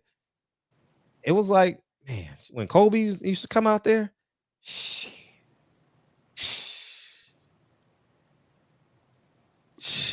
man, you have no idea. It ain't like that no more, though. I mean, if a celebrity goes out there, and he's real good. See, everybody knew Kobe was going out there because he lived in Santa Monica. He lived in Santa Monica at the time. And so I heard, I don't know, but I believe he lived in Santa Monica at the time. And he would come out there all the time. I mean, it's like playing at the Staples Center. God, them days, man. And you ain't got to worry about getting picked up. I ain't have to worry about, man. Hey, if your child has a chance to come to LA and he plays basketball, Venice, you ain't got to be a good basketball player, but you want them to have an experience, man, get them an apartment close to Venice Beach, man, and let them have a good time. I don't know if I haven't been out there in years, but I'm sure they still play and do all that stuff. But man, it's an experience. It's an experience. I got some tapes, but they on VHS. I got to put them on. MP4s or something. So like Fred, that. if you say you was like 6'7", I'll be a pro. I'll be a pro. First round. I'll be a top 10 draft pick. You think that's what made it to where you couldn't get to where you needed to? I just wasn't good enough. I was good enough skill wise, but I'm too small. Like I can't guard. Let's see, my era. I can't guard Anthony Hardaway. I can't do nothing with him. You know what I mean? I can't guard. You'd have been good now though, because nobody play no defense. So you'd have been all right now. Nah, I wouldn't have got drafted. That's why I'm so amazed at Muggsy Bogues. Muggsy Bogues was a first-round draft pick. Can you believe that shit? Out of Wake Forest, 5'3". He was strong as a motherfucker though. Don't matter. You don't get drafted 5'3", first round draft pick. Granted, he had a hell of a high school team, and was it David Wingate, Reggie Williams? What did he go to DeMatha High School? Or something like that. Yeah, No, they man, went my to that length- in Baltimore. Yeah, ball. My length just like you use the word length. I just wasn't long enough, and I learned that when I got to college. But if you give me the ball when I was younger, you just give me the ball. I'm going to dog you. Like I'm going to dog you. Like it's just. I'm gonna bring Jason Hart in here one day. I used to bust Jason ass, man, and he'd be in a 10 to 15 year pro. He'll tell you to this day I was better, way better. He can't score like me. No way. No way. Kenny Bruner. He tricked off 10 to 15 year NBA career, man. Poor Best guy. player you ever played Baron against Davis. in Baron high Davis. school? Okay. Aaron Davis. He's just too fucking good. By far. He's the only guy that I competed against that can make the ball disappear. Like you think the ball is here? Man, that motherfucker gone. By far, Baron Davis. Not even close. Baron Davis. Like even NBA guys, like I could stay with them, but I couldn't do it for a whole game. But we only go up to 7 at UCLA. So it's short games. Everyone's shooting in high percentage. Everything is screen and roll, space out, kick the 3, pull up 15 feet, drop the ball down, you do the post. So, games be so quick, I played against Kevin Garnett all the time. All the time. Like it was nothing. Nothing. Man, everybody in the NBA, like Kevin Garnett lived in Palisades with Reggie Miller. And Reggie Miller I never saw Reggie too often, but Kevin Garnett, yeah. And he used to work out at Pepperdine too. Kevin Garnett used to work out at Pepperdine. So I had connections at Pepperdine. But my dad was supposed to go there, but he fucked up his grades. He fucked it up. He fucked it off. Yeah. I literally can do a documentary on my history in basketball. I could. It'll be hard to narrow it down. I grew up with all of them, man. And I ended up training all of them. I ended up training DeMar, Russell, James Harden. I didn't train James, but I know James very well. All those guys. Jonathan, Taj Gibson. Who else is a pro out of LA? I trained them. Whoever's out of LA the last 10 years, prior to y'all meeting me, I trained them. I was like the head, like one of the best trainers status-wise in LA. What made you stop? I couldn't duplicate myself. So what? I can't duplicate myself as a trainer. Only could do so much, Only can make money while I'm there. Hassan Adams, yeah. Hassan Adams was a pro. I never trained him though. I trained who did I train out of there? What's the kid's name? He's still in the NBA. He's getting 10-day contracts. The big guy. He was on the same team with Hassan Adams. He came out of high school, got drafted by the Pistons. Yeah. So I trained you said because you couldn't only make money while you was there? Yeah, like only can make money while I'm present. As a trainer, I couldn't duplicate myself. So I had to think of something where I could duplicate myself, and that's property. I can duplicate the property. Like if I'm charging $100 an hour, only can make that $100 an hour. If I'm charging $75 an hour, only could charge that $75 an hour. You get what I'm saying? So now that you in the spot that you in now, would you go back and train? I would be an online trainer. I wouldn't care who it is. I would be online trainer. I would sell packages. I wouldn't train no one in person. Are you gonna get Lincoln into sports? He likes basketball right now. He likes basketball. He likes boxing. He's athletically inclined. But he's into piano and stuff. Like he's really into piano and building stuff. And so yeah, I hope so. Hope so. He's gonna play, but will he love it? I don't know. He's a first grader. But he asked me the other day, I want to get better at basketball this year. I was so happy. Yeah. So we'll do more with it. Yeah. Yeah, he did focus ball. Yeah. Nah, you wouldn't have gave me no 50 straight. Nah. No, man. There was a time, take me down memory lane. There was a time when my college teammate is coming on February 1st. My college roommate, excuse me, that's even better. My college roommate is coming in here February 1st. And yeah, he's coming to promote his film. I mean his mixtape. So yeah, I get to ask all the stories you want next Tuesday. What else? What was I talking about right now? It was kind of good. Oh, there was a time in LA. I think my men's team, we won about 50 games in a row. We were that dominant. We were so dominant, man. Man, I'm telling you, man, I was a beast, man. Man. But, you know, it is what it is, man. I'm not a pro. I'm not telling you guys I should have made the NBA. I'm not going to lie to y'all niggas, but I had a skill set. Like, you couldn't stop me from doing what I wanted to do. I knew I couldn't get all the way to the rim, so I'm gonna get the 15 feet. I'm gonna dress you up, get the 15 feet, and let it go. That's it. You know, I'm not no dunker or nothing like that, but you ain't gonna stop me. That's for damn sure. Ask Jonathan. I beat him. I beat him. That's why I beat him. He told you on the show, I'll never give him another rematch because he'll kick my ass. Hey, Fred. My biggest mistake is thinking I was going to be tall. How tall are you? 6'1"? Hell no, man. I'm 5'9", man. 5'9". But yeah, I mean, it's funny because I was the other way around. I was thinking, man, hope the NBA don't go out of style, man. Hope it don't fold because I'm going to the NBA. Man, I got to college. I'm like, well, this is different. This is real different.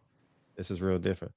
So my dumb ass, I thought I was gonna be tall like my dad, right? Mm-hmm. So I'm working on post moves from the age of 10 to however. So nigga, I'm not like I can jump and shit like that. So I was playing small forward and shit.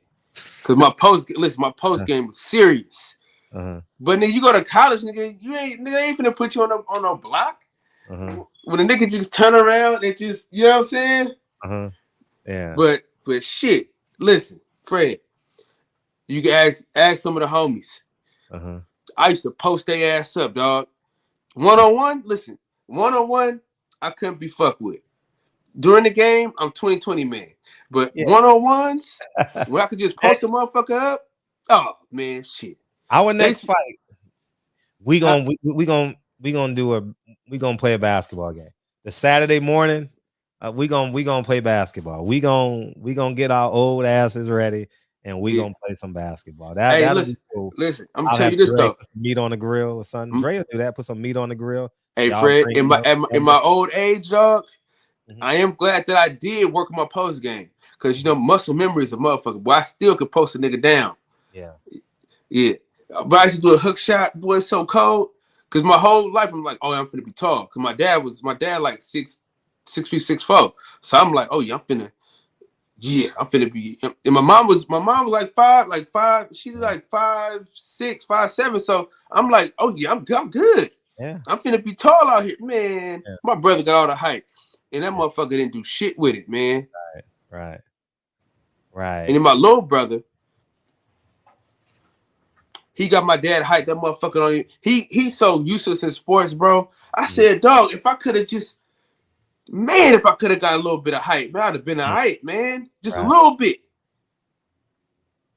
Yeah, I should have played football. That was it. If I had a dad in my life, I would have been a Division I football player, and see what would have happened. You know, I definitely would have had a chance. Hey, Fred, my homeboy, his son.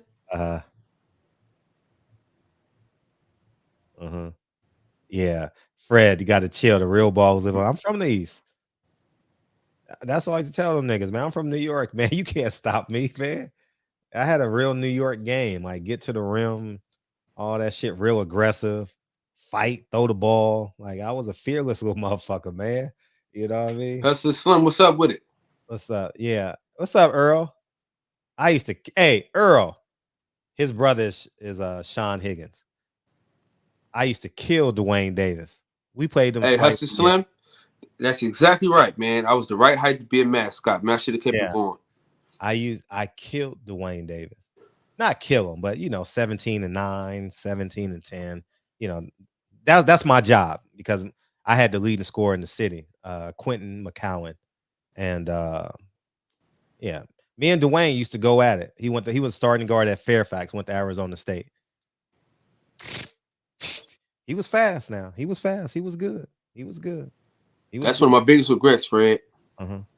Is not carrying, like, keep doing that mascot shit. Cause I could have been all right. I could have been well off. Yeah, I know Clipper Darrell very well. Clipper Darrell. I should have kept it going. I should have kept that shit going. Cause it was crazy. Cause a lot of the homies and shit and like coaches, they always ask me, why didn't you keep going? I said, nigga, I couldn't get to college. Shit. Yeah, fact. What's up, Bobby? Yeah, anyways, man, that's enough going back. It felt good going back down memory lane. But my college roommate is coming. Y'all can ask him any motherfucking question you want. He gonna tell you I was a bad motherfucker, man. I was a bad man. God, if you compared me to boxing, I'm not Earl Spence. I'm not Terrence Crawford. But who's Sean Porter? No, I'm way better than Sean. Like I'm definitely better than Sean in terms of skill set. But I'm not the best. I'm not the best. No, because I work harder than Adrian Broner. Like, I wasn't a quitter. Like, I'm gonna get everything out of me. You know what I mean? I'm not the best, but let me say, Fred, why is it Rick has been ghost since his name been ran through the mud? He can't hide. Well, guess what? Mr. Henderson, he'll be in here Monday. Him and Rick Ross. You know what I mean? I was Keith Thurman. Yeah, I'm like Keith Thurman. But hell no. But I'm not a quitter though. But I'm talking that's about what I was about to say. That's what I was going to say. Like the next level. I wasn't the best, but I'm. You know who you are. You know who you are, Fred. Who? The nigga that lost to Canelo. He lost to Charlos too. Austin Trout. Yeah, I'm probably like Austin Trout. Yeah, I'm probably like Austin Trout. That's who I am. That's basically who I am. If you want to compare, not elite, but not. I'm not elite. But I'm a winner. Definitely a winner. And yeah, definitely. Yeah. He worked his ass off. He busted his ass. I was a workman, but I was super athletic though, man. Like it's weird, man. It's weird that y'all see me sitting here, man. Man, I was explosive like a motherfucker. Kind of like Zab Judah-ish, because I was athletic, man. Like bouncy, like quick, explosive, like Zab Judah. Yeah, not the best. But see, Zab Judah was the best though at one point. Yeah, he was the best. But we knew he was the best. I was like Zab Judah after the belts. Like the skill set, like the flashiness against it. Nah, I was better than that, but somewhere in there. Austin Trout is a good analogy. Austin Trout is a very let me have that one. Yeah, I got it. Yeah. Mr. Henderson, Fred, you should throw a b-ball event for the month. I am. Next fight we decided to go to, we should play basketball and have a family day. We play basketball, maybe 3-on-3, full court, whatever. Hell, I'm down. Yeah, man. Once I get to this goal, Fred, I'm gonna start hooping on the weekends again. But right now, I'm working on my off days, man. It's grind time for real. Yeah, facts. Let's get out of here, man. And I appreciate y'all taking me down. I was like Fred Van I was like that. Dominant. I could compete against the best, but I wasn't the best. You know what I mean? Kyle Lowry, kind of. That's kind of who I was. I'm gonna make an all-star team. You know what I mean? Like somebody said you was Andre Berto, cuz. Andre Berto was kind of like, yeah, he was flashy. You know what I mean? He was flashy, had, yeah, like that. I was in that realm. Maybe like Andre Berto. That's a good one. I'm a world champion. Yeah, kind of like that. Yeah, I'm like that. But I wasn't no Earl Spence. I wasn't that good. I wasn't Baron Davis. I wasn't that. Baron Davis was just forget. I knew when I guarded him, yeah, like kind of like D-Leaguish. You're right. Yeah. When I guarded Baron Davis, I said, this is what a pro is. Because you think you're going to the pro. You think you couldn't tell me I wasn't going to the NBA. Man, I was so good. Like, you couldn't tell me. In the league games and like non-scrimmage, I'm dropping 50 on everybody. Man, like you play in the summer tournaments and shit like that. I would play in the basketball leagues, 50, giving out 50. You want 50? Who want 50? 50. Yeah. But yeah, man. Yeah. But when So you think you should have did more in high school? You should have just kind of took over a little bit more? Then what? Than what you did. Like you think you could have done higher? Out of it. I got everything out of it. I just didn't have the discipline in college. I didn't have the discipline. And so my trajectory, instead of going this way, it went this way. That's why fathers are so important. So Baron was better than Kobe. Yeah. At that time, yeah. Kobe wasn't better than Baron in 95 and 96. To me, Kobe was, yeah, Baron was better, dog. I played against Kobe. Baron was, man.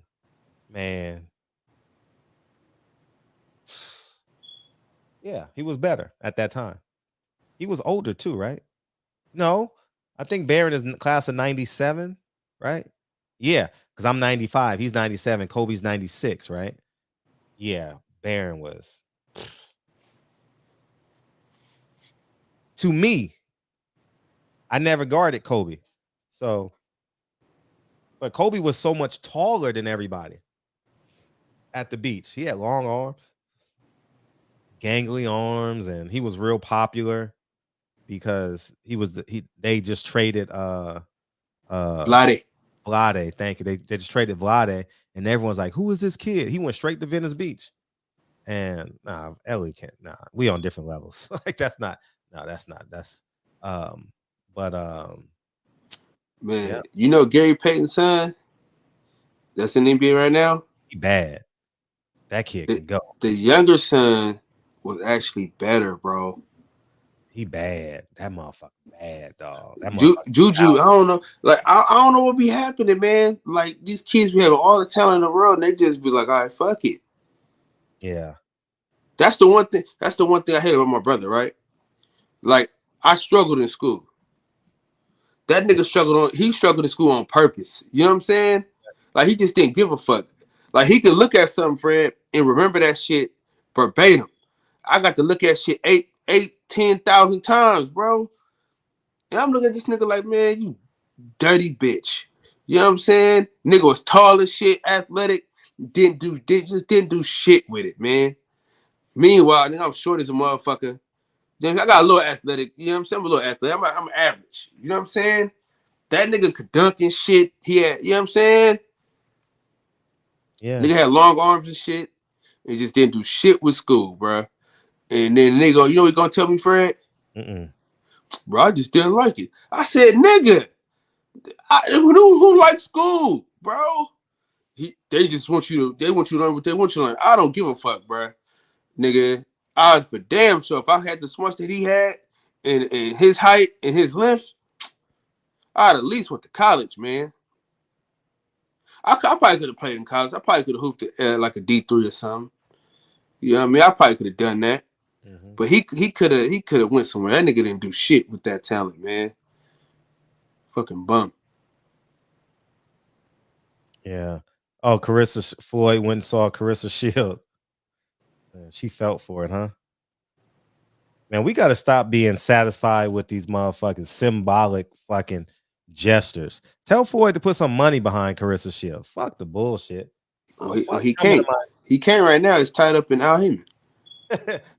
I'm just saying, man. Hey, I support you. Fuck these symbolic gestures, man. These George Floyd statues and these Mahalia Jackson quarters. Who's on the quarter? Mahalia, who is it? Harriet Tubman. Who's on the dollar? No, it was Maya Angelou, I think, right? Maya Angelou, and man, fuck that, man. We need Carissa Shields needs some financial support. How about you support her? Go to her fight. You know what I mean? You got a private jet. Go to her fight, support her. You know what I mean? Put your brand behind her, for real, for real. We satisfied with them just showing up and taking pictures. Hell no. Anyways, you ready to get out of here, man? I appreciate y'all taking me down memory lane, but Baron Davis was the best player ever guarded. Not even close. Like, I couldn't do nothing with him. Like, well, Fred, another great show, man. I never played against Master P. I never played. I trained his son for 3 years. I was like, boy, that youngest son he got, boy. Yeah, they were little kids, man. That's the craziest shit ever. Hersey and Versey and Percy. That's their names. Hersey, Versey, and Percy, I think. Man, they were little kids throwing the ball up at USC while I'm training Rome. Those were the good old days, man. Boy, me and Rome had a good relation. I was like his sensei. You know what I mean? You think he could have been better than what he was? He got everything out of his career. If he would have went down to D2, he would have been a star. Like, because he could play, just not at the D1 level. But if he would have went to like a D2 school, he would have started for 4 years, had a hell of a career. You know what I mean? He could play. Yeah. Him or Bow Wow? Oh, come on, man. Stop. Now, Rome was a real basketball player. He just wasn't a D1 like DeMar. DeMar was a can't miss kid, Yeah, DeMar was a problem. Nigga can't miss an NBA either. Shit, that motherfucker. Yeah. All right, man, I wish we could have got that motherfucker in LA, man. Yeah, you could have. He could have signed as a free agent. I wish he would have, man.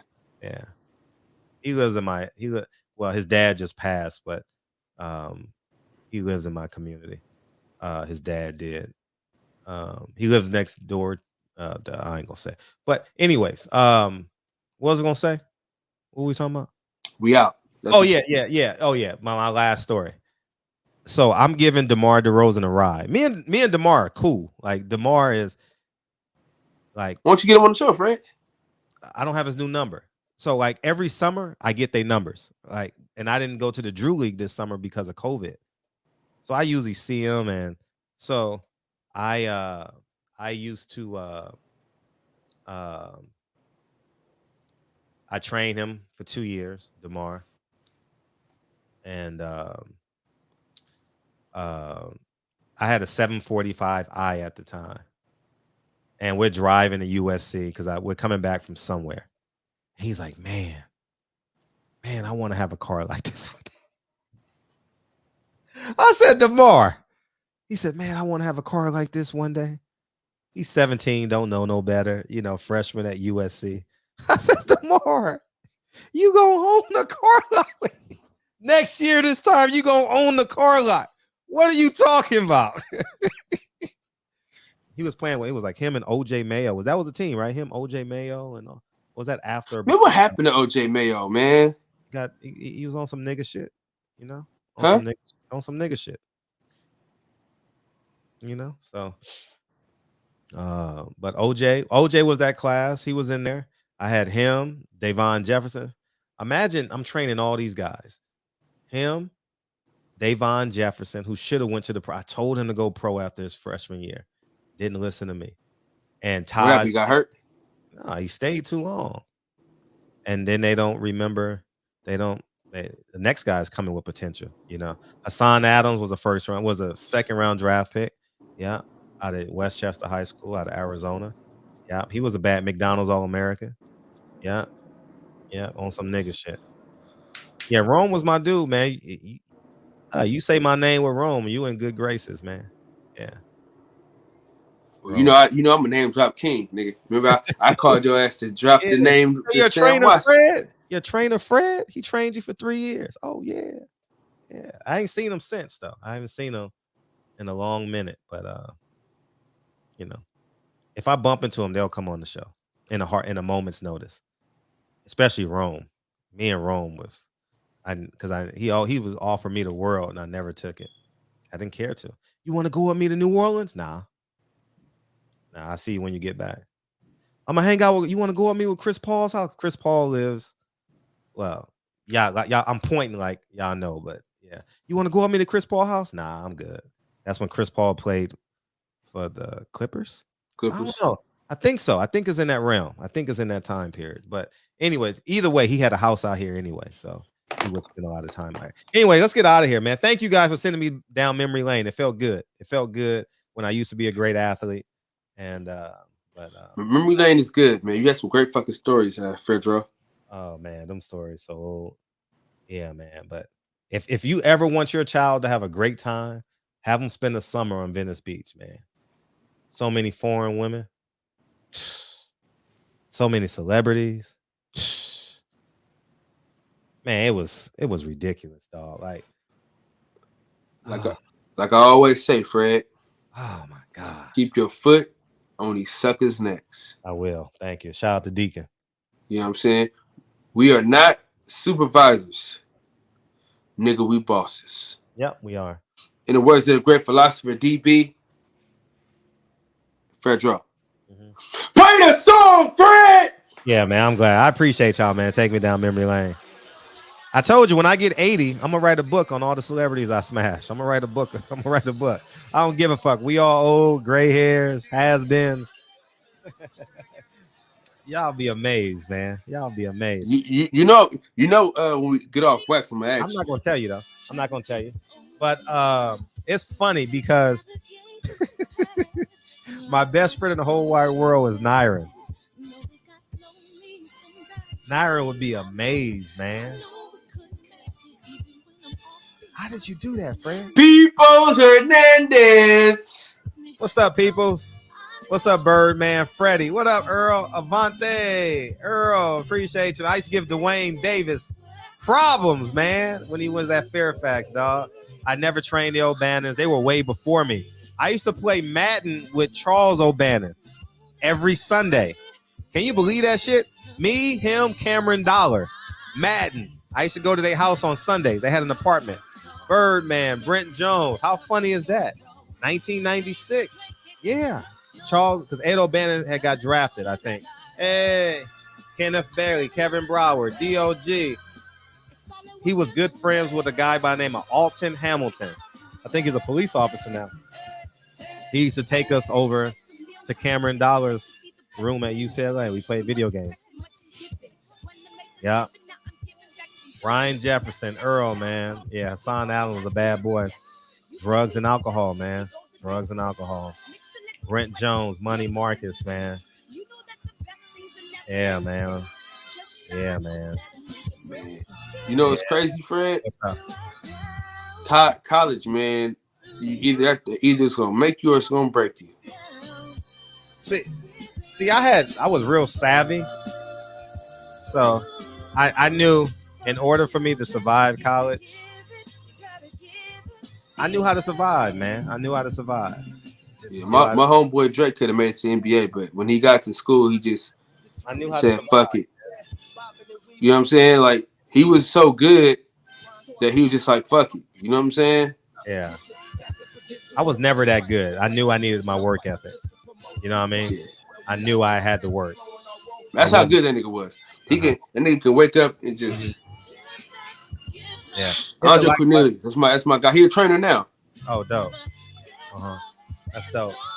Hit the like button on the way out, y'all. Hey, make sure, bro, we need you guys to support our movies, man. You know what I'm saying? The boxing section, we got a movie out, The Real War Story. We got 9 Wives, man. Support these films, man. Yeah, support these films on the way out. Why not? We're approaching 3,000 buys. How many have you sold, Kyle? Let's see. Not enough. Everybody not a fucking enough. That's for damn sure. Yeah, man. I love y'all, man. Thank you, guys. It's just us for the rest of the week. Wednesday, Thursday is just us. Man. Hey, what's up? We gonna start that list outside the ring? let's space it out a little bit. Maybe in March. Let's do it in March. That's why I sent that to you. Yeah, I help her get a job. I told her that. She says, you know what she told me? She says, so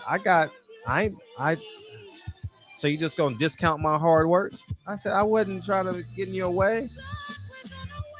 But the reason why I said, Bob, we need some black ring girls. Done. Telling me within 2 weeks they had a black ring girl. You know what I mean? So you don't get enough credit. Yeah.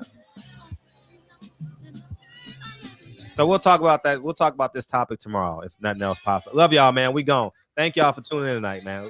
Appreciate you, Kyle.